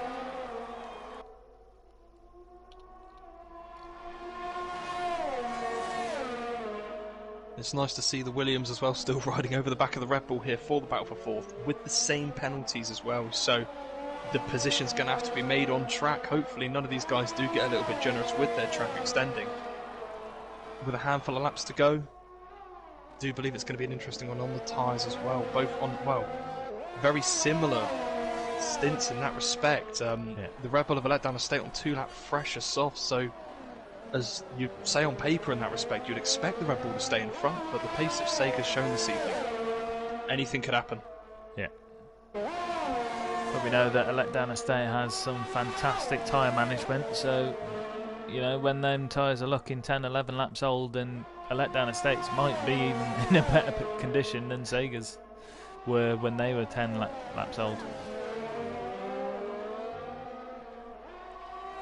Be intrigued to know to see what James is doing at the front in the McLaren. Unfortunately, the penalties are just going to, you know, they do make the outcome in that respect completely different, but it'll be interesting to see if he is going to attempt to take those mediums to the end. At this stage, he's already on 19 laps on them, but we've seen that people can take them to 35, as you say. CHM on his set of tyres at the moment up to 27 laps, still going strong. Still without a penalty. Yeah, it still baffles me seeing how someone can do a 100% race without getting a single penalty. It's just alien to me on this game. It really is. You said that wrong. It's AL2. No, I hate to call out my teammate, but he did pick up a couple of them. Yeah, that was a one-off. Yeah, he's allowed one. I'll let him have one. I think that's fair. You've usually got a few to spare. Yeah, I'm normally holding him for him. And half the grid. But yeah. No, it's definitely an impressive show to be able to do that. Yeah. From my point of view, anyway. I know you can be clean as well, 9 times out of 10, so just don't know how you guys do it.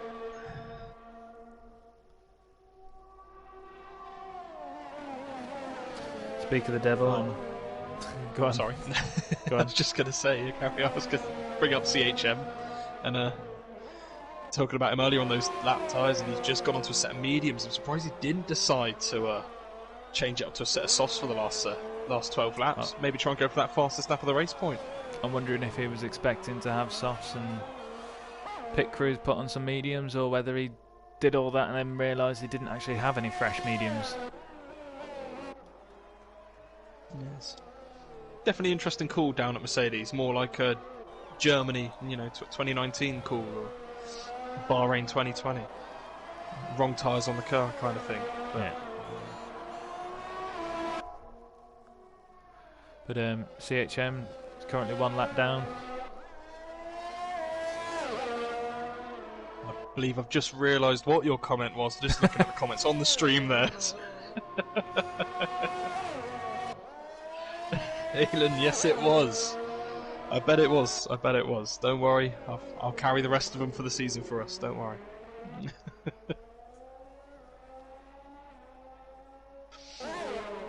So I think I'm just going to have a quick rundown as we are coming on to lap 47 as James is going to cross the line. James currently leading the race, but with the penalties he has at the moment, he's looking to drop 5 places after the time has been deducted from his finishing time also, so he's looking like he's going to be down in at least between 6th or 8th place, depending on how everybody else crosses the line. Old Dad's for Ferrari in 2nd place. He's shown a really good showing here. Let's flick over to the positions gained. Yeah, he's gained 2 positions here. but he's probably going to lose out one of those positions to Cal behind, because Cal currently with no penalties, 47 laps into this 58 lap race, and he has not exceeded 3 track warnings yet, so he will finish the race, and as it stands he would be the race winner. A letdown estate for Red Bull. He's had a really bad start to this race. Couple incidents, couple wings. He's had 2 wing changes this race, which is probably not what he wanted. But he's currently running in 4th for Red Bull, and very close behind him is Sega, who I believe is still on the same amount of penalties. Yep, Sega quite close behind, similar set of tyres, racing for Williams, so he'll be looking to take that position from a letdown estate on track before they cross the line. Well, it's effectively the battle for P3 if you take into the additional positions dropped for the amount of penalties that you do take as well. So it may just look like a battle for P4, but that is for the final step on the podium. It is. That's a battle for the post-race interview with me and you. I think if they knew that, neither of them would want to do it. They just pull over and jump out. Let someone else take it. Then we've got Maxi in 6th place, riding for Renault. This is wheel-to-wheel debut, along with Cal.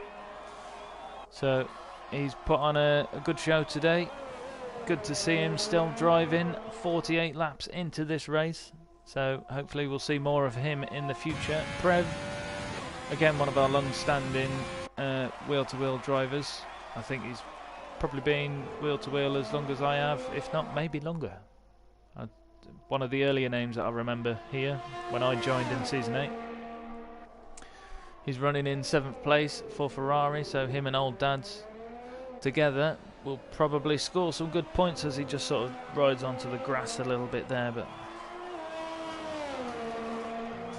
so I believe the letdown estate's ears are burning there though. Sorry Jack, he's just completely pulled the gap out there on the Williams of Sega.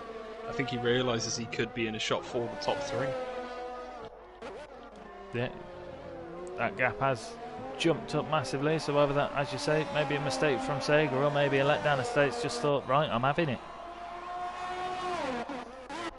And then currently last in the surviving drivers is CHM driving for Mercedes. Again, one of our long-standing. Kept it clean. He has. Him and Cal are the only drivers currently to not have been awarded a penalty. And yet, you joined in Season 8. God, that makes me feel old. I've nearly done 10 seasons of this then. You have? I think I joined back in Season 6 or 7. Wow. Yeah, it was F1 2016, the game that I joined on. Oh wow, time really does fly, doesn't it? Wow. But yeah, I'm just focusing here on the Ferrari of old dads. That gap is dropping fast to James.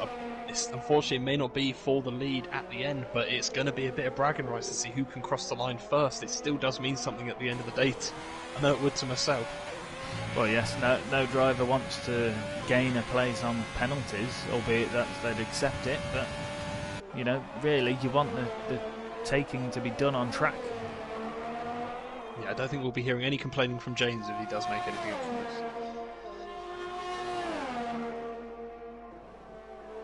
Although I'm sure James is aware that we do the position drops.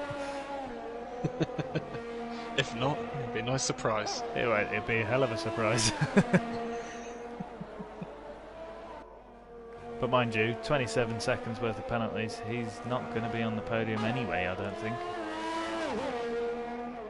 Yeah, it's unfortunate, but like I say, it's his first race out, I believe.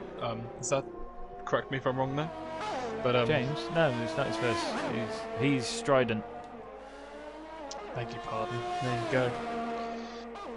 See, I was just trying to focus on the driver changes was hard enough, let alone the team changes, let alone the name changes as well. Well, that's it. I mean, Strident, who is James, shown quite a good bit of improvement within the last season. So I think he's chomping at the bit, and he's probably pushing as hard as he possibly can to try and make up places. And I think that's what we've seen throughout this race is James taking risks he maybe hadn't of last season because he didn't quite have the pace, but now that he's got the pace and he's got he hasn't got the competition that he had last season in the way of Mikey or Bannister or Dastardly, you know, he's probably thinking, this is my season, I need to step up and take it. But I think that's costing, first of all, penalties, and second of all, you know, if you're pushing your limits like that, especially when you're around some of the other drivers, you might have some incidents called to the stewards to be reviewed. So something to bear in mind when you're trying 100% league racing and you want to try and get them positions. You don't want to then end up with a quali ban or a race ban if you've upset some of the other drivers. It's an easy one as well. Once you do get the first couple, like it can happen where you just start to think, right, I just want to push as fast as I can go now, and what's one more? Yeah. Unfortunately, what's one more has turned into, unfortunately, about five or six, nearly in that sense. But yes, I do think it's still going to be a bit of action on track though. Cal, believably, slowly trying to close in on the back of old Dad's. Could be a bit of team play here from McLaren there as well. If James does decide to put up a bit of a fight here. Try and Cal at the moment, as it stands, like I say, with the penalties, he is net P1, but he could also end up at this stage possibly crossing the line first as well. Yes, as you rightly said, old Dad's closing that gap to James, who's now got DRS, and the tyre difference. He's going to have quite a strong pace advantage as old Dad sends it under braking round the outside into turn 3. Can he hold the position around turn 4? He can. Brilliant move. Absolutely perfect. That is trusting your car. However, as I said, that James coming straight back on his older tyres, but just didn't have the straight line speed. Old Dad showing that he wanted to get it done. He wants to cross the line first, and that was just perfect. Every part of that pass. Yeah, but James not wanting to give that up at all. He fought tooth and nail to try and defend that back. But as you say, the pace difference between those tyres, he didn't have much of a chance. It'll be interesting to see if James does let Cal through in that respect, because I'm just looking at the comments on the stream there. Mikey seems to agree as well, thinking Cal is going to be the one to take it on the track as well, take the win. Yeah, it's definitely looking strong for Cal. It's a very impressive race, and we have a yellow flag again, which is Maxi. No front wing now. Bit of too much grass, I believe, on the exit there, and has lost it going in through, I believe that is turn 9, the quick right-hander, so that could have either been the entry curve or the exit. Both can actually unsettle your car quite easily. So old especially if you are on tyres that are on 25 laps old. Yes. Tyre degradation really does hinder you here, but it looks like he's possibly pulling over to let Prev by. But old Dad's leading the lap now. But both James and Cal within DRS range of each other.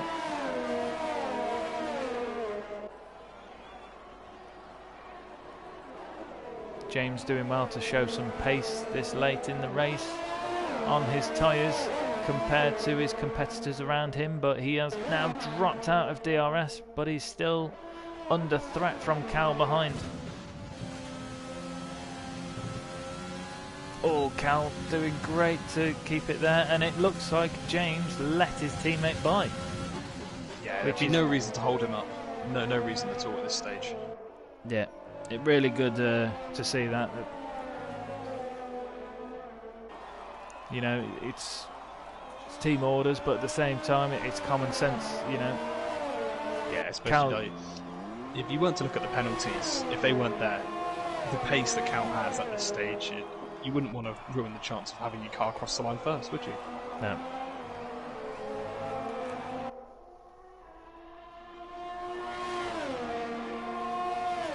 But James now dropped down to third, and he's got, was it 5 or 6?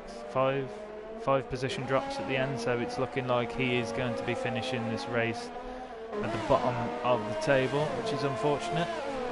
but it's the rule, and you can't come round with 27 seconds worth of penalties and expect to be on the podium. I mean, just want to point out as well, something completely different there. Sega must have made a stop a lap or two ago, which I've missed unfortunately there, but he's put a fresh set of softs on, so that's given the letdown state loads of breathing room here to just make sure he can hold that final podium position in that respect. But clearly he's going for the fastest lap in the Williams. He is, but he is just a shaving away from beating Cal's time. Cal currently holds the fastest lap, and you can really see why, because he's now within DRS of old Dad's. So after that horrible loss of traction at the start and breaking his wing and ended up 30 seconds behind, safety car bringing him back into the race from the back, he's managed to claw 54 laps later back up to fighting for the first place. I'm still confident even without the safety car. Sorry to say, I think he would still be up there. Old Dad's picked the inside line to defend. Cal went round the outside and it seemed relatively clean. Old Dad seemed to might have a slightly different opinion, but that would just have to wait and see. Beg your pardon, I didn't realise there was a move for the first going on there. I do apologise. There was, but I was watching the Williams of Sega. As you say, the pace difference, it wasn't much of a fight. But that's dropped Old Dad's back a little bit as Sega does pick up the... sorry, go on, that's your game. I was just going to say, yeah, he went across the line. He smashed that with a 23.4, 23.2. Just missed the decimal there. But yeah, he wants the extra point at the end of the day there. And it was a good strategy call. Maybe he thought he wasn't going to get let down a state there for P4 or effectively P3 in that respect. So just wanted to get the extra one taken away from Cal.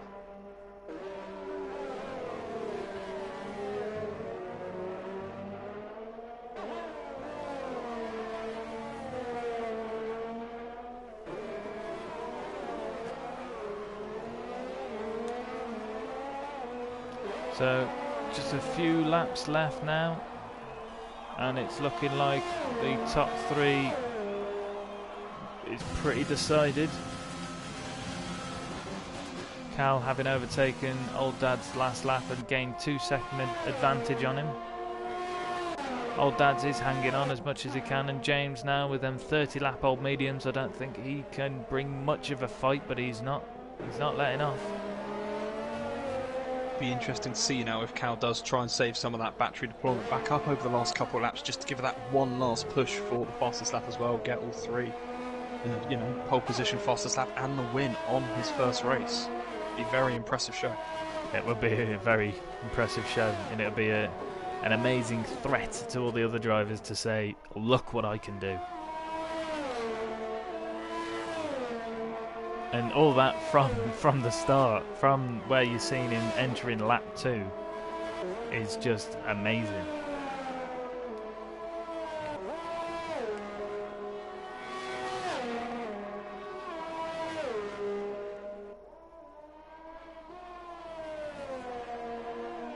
So, a couple more comments.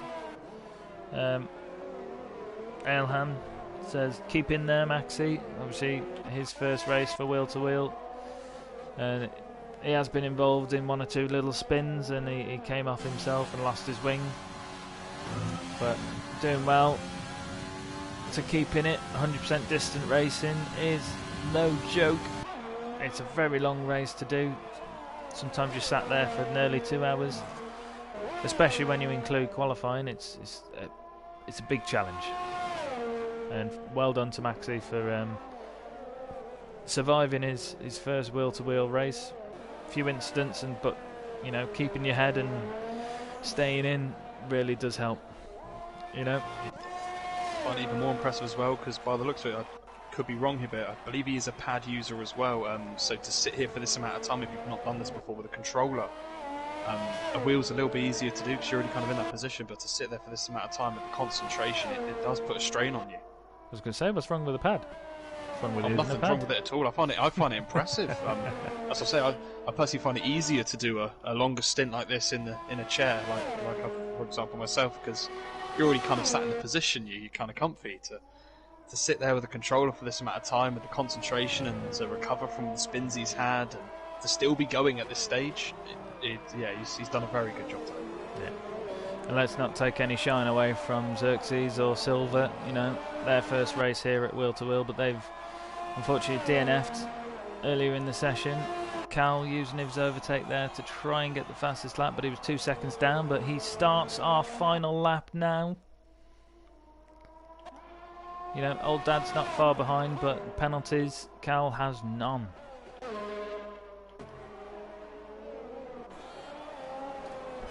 So let's hope that Allshot can maybe get a few drivers in as we go through the final standings after the race, get them in for a post-race interview, because it would be great to speak to these people. As James picked up another penalty. Unbelievable.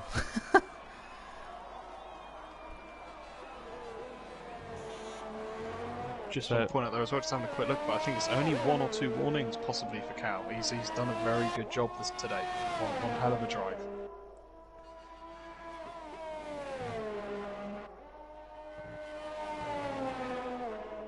Yeah, unbelievable drive from Cal. His first appearance here at Wheel to Wheel. I'm not even sure if he's done much league racing elsewhere, but you know, he come on, he's got quite chatty with James. James has been on practicing with him, and this just goes to show how much practice he's been doing, because we have our season opener for season 16 at Wheel to Wheel AL2, and crossing the line first is Cal, winning the Australian Grand Prix.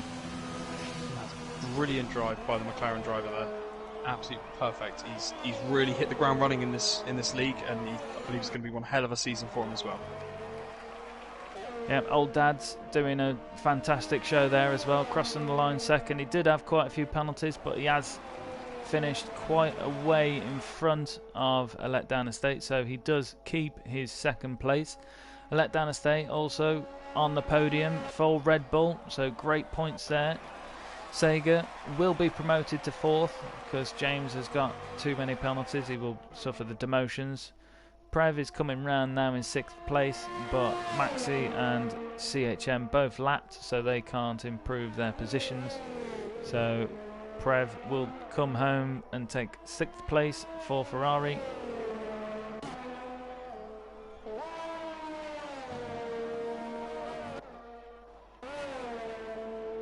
And what a fantastic race that was. We only had one safety car, one virtual safety car, plenty of penalties, plenty of overtaking, a little bit of contact in some places, but I think for everybody getting used to the new drivers and the new drivers getting used to league racing, such a fantastic show. And Maxi with driver of the day there, so good effort there for your first wheel-to-wheel race.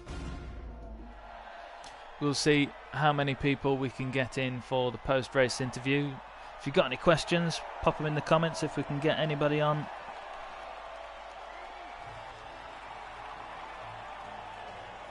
But fantastic celebration, fantastic season opener for AL2. You know, sometimes you look and you think there's only 10 drivers on track, but you wouldn't have even known that today, because the action that was going on throughout, the different strategies, there was just overtaking everywhere and action to be seen. So Cal for McLaren taking the top step, and now at Wheel to Wheel that earns you a total of 35 points. So great drive from Cal. Old Dad's Rules takes 2nd place on the podium.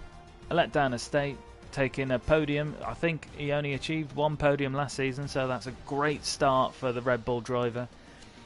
James did cross the line 4th, but he will be down into 8th place, which then puts Sega up into 4th, Prev into 5th, Maxi into 6th, CHM into 7th, which I mentioned CHM the only other driver to complete the race without any penalties, and then obviously James will then take the 8th place after his position drops.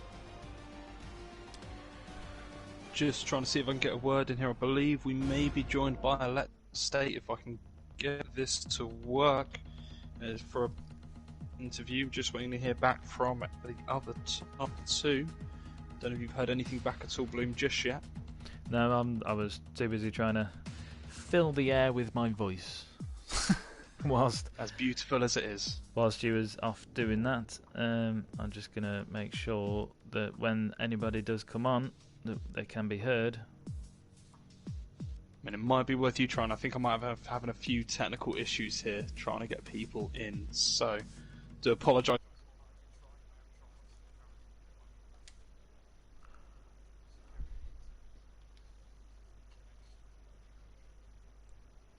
So we had Cal, Old Dads, and a letdown. I don't have Cal on my list at the moment, so I'll have to get the other two in, see if one of them can get Cal in.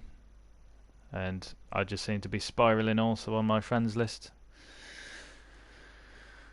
It's not letting me do anything there.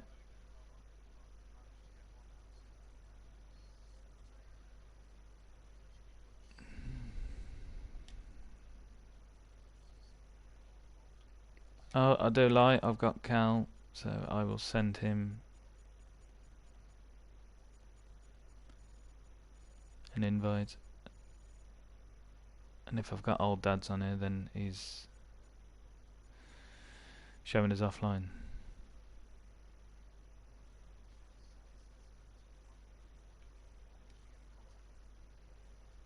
I've sent him one.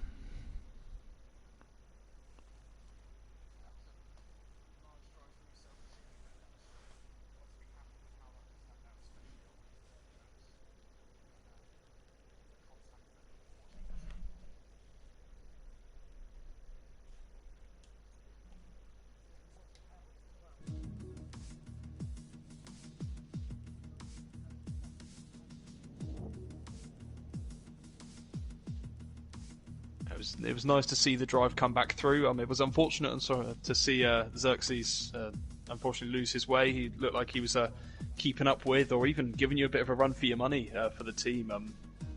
It looks like it would have been a strong finish. Do you think there's going to be more of that to come?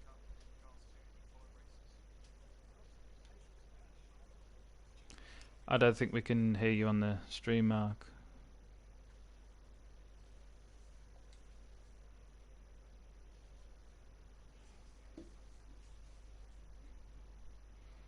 Sorry, season opener, but we're going through. I seem to really struggle to get my friends list up at the minute as well.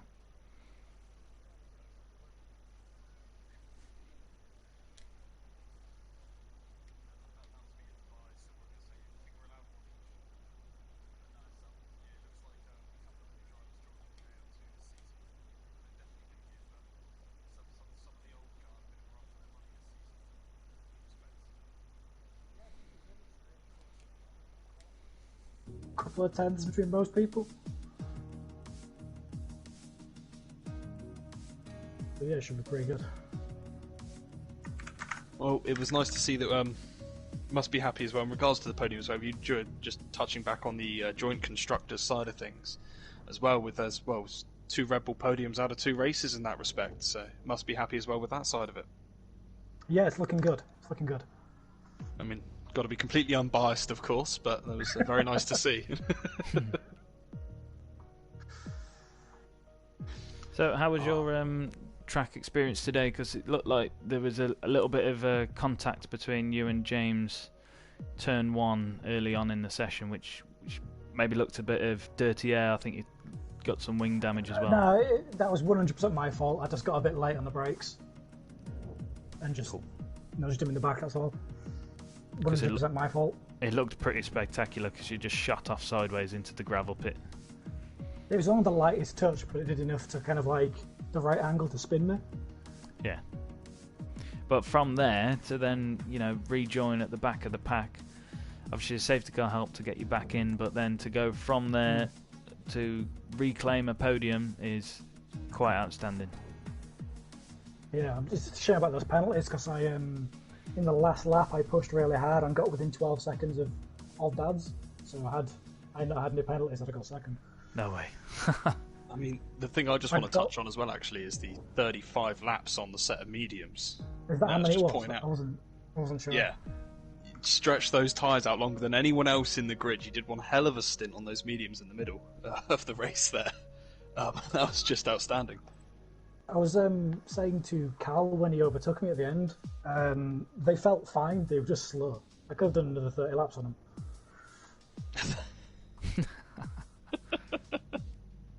I'd have been very slow, obviously, but yeah, they felt perfectly fine. I wasn't having issues with the grip or anything. So no, you managed to keep Cal behind you for quite a few laps as well, which was nice. And as soon as you did get by in that respect, it was time to just come in and slap a fresh set of rubber on, which is exactly what you did. Timed it to perfection. As soon as I saw him within that 2-3 seconds, I was like, right, when he gets past me, because he's going to, that's when I'm going in.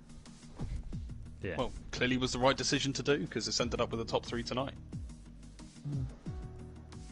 And how was your teammate Xerxes? Because it looked like you was close on track quite a bit before his unfortunate DNF. Yeah, he's quick. Should be interesting throughout the season to see how we compare against each other.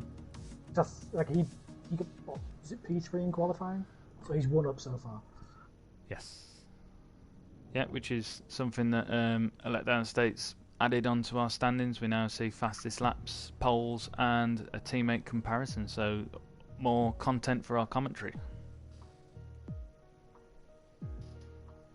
I'm just glad to be back in regards to seeing an opening race like that as well. Yeah, considering how close everyone is on the grid, the battling early on, it was, like I say, personally great to see a Red Bull back in the top 3, but it was just, you guys kept it entertaining throughout the tyre strategy. Like I say, 35 laps on the mediums, just impressive. And for Cal as well, both of you guys to be at the back to come back through to finish where you did retrospectively in that sense. It was yeah, one hell of a drive from both of you. It's becoming a regular thing now, you guys talking about what I do with tyres. Well, you're one of the few people that push them beyond where we would normally think the limit would be. Yeah, you're very Perez in that respect. And in the Red Bull. Yeah, exactly. You somehow keep the life in those tyres with a respectable lap time, much longer than normally people just throw in the towel. So yes, it's always fun to watch. Yeah, it's cool. It was a good race though. It was fantastic season opener for season 16. So we'll see how we can advance from there. Yeah, should be good. Bahrain next week. Bahrain next week. So AL1 on Wednesdays, which it looks like we may be starting to get commentary for AL1. So join us for that. If not, we will see you next Friday where we race Bahrain for AL2. That's going to be the race where Letdown Estate does the entire Grand Prix on a set of softs. It just changes to hards on the last lap so he doesn't get disqualified. Exactly. Alright, thank you all, and we'll see you next week. Stay safe.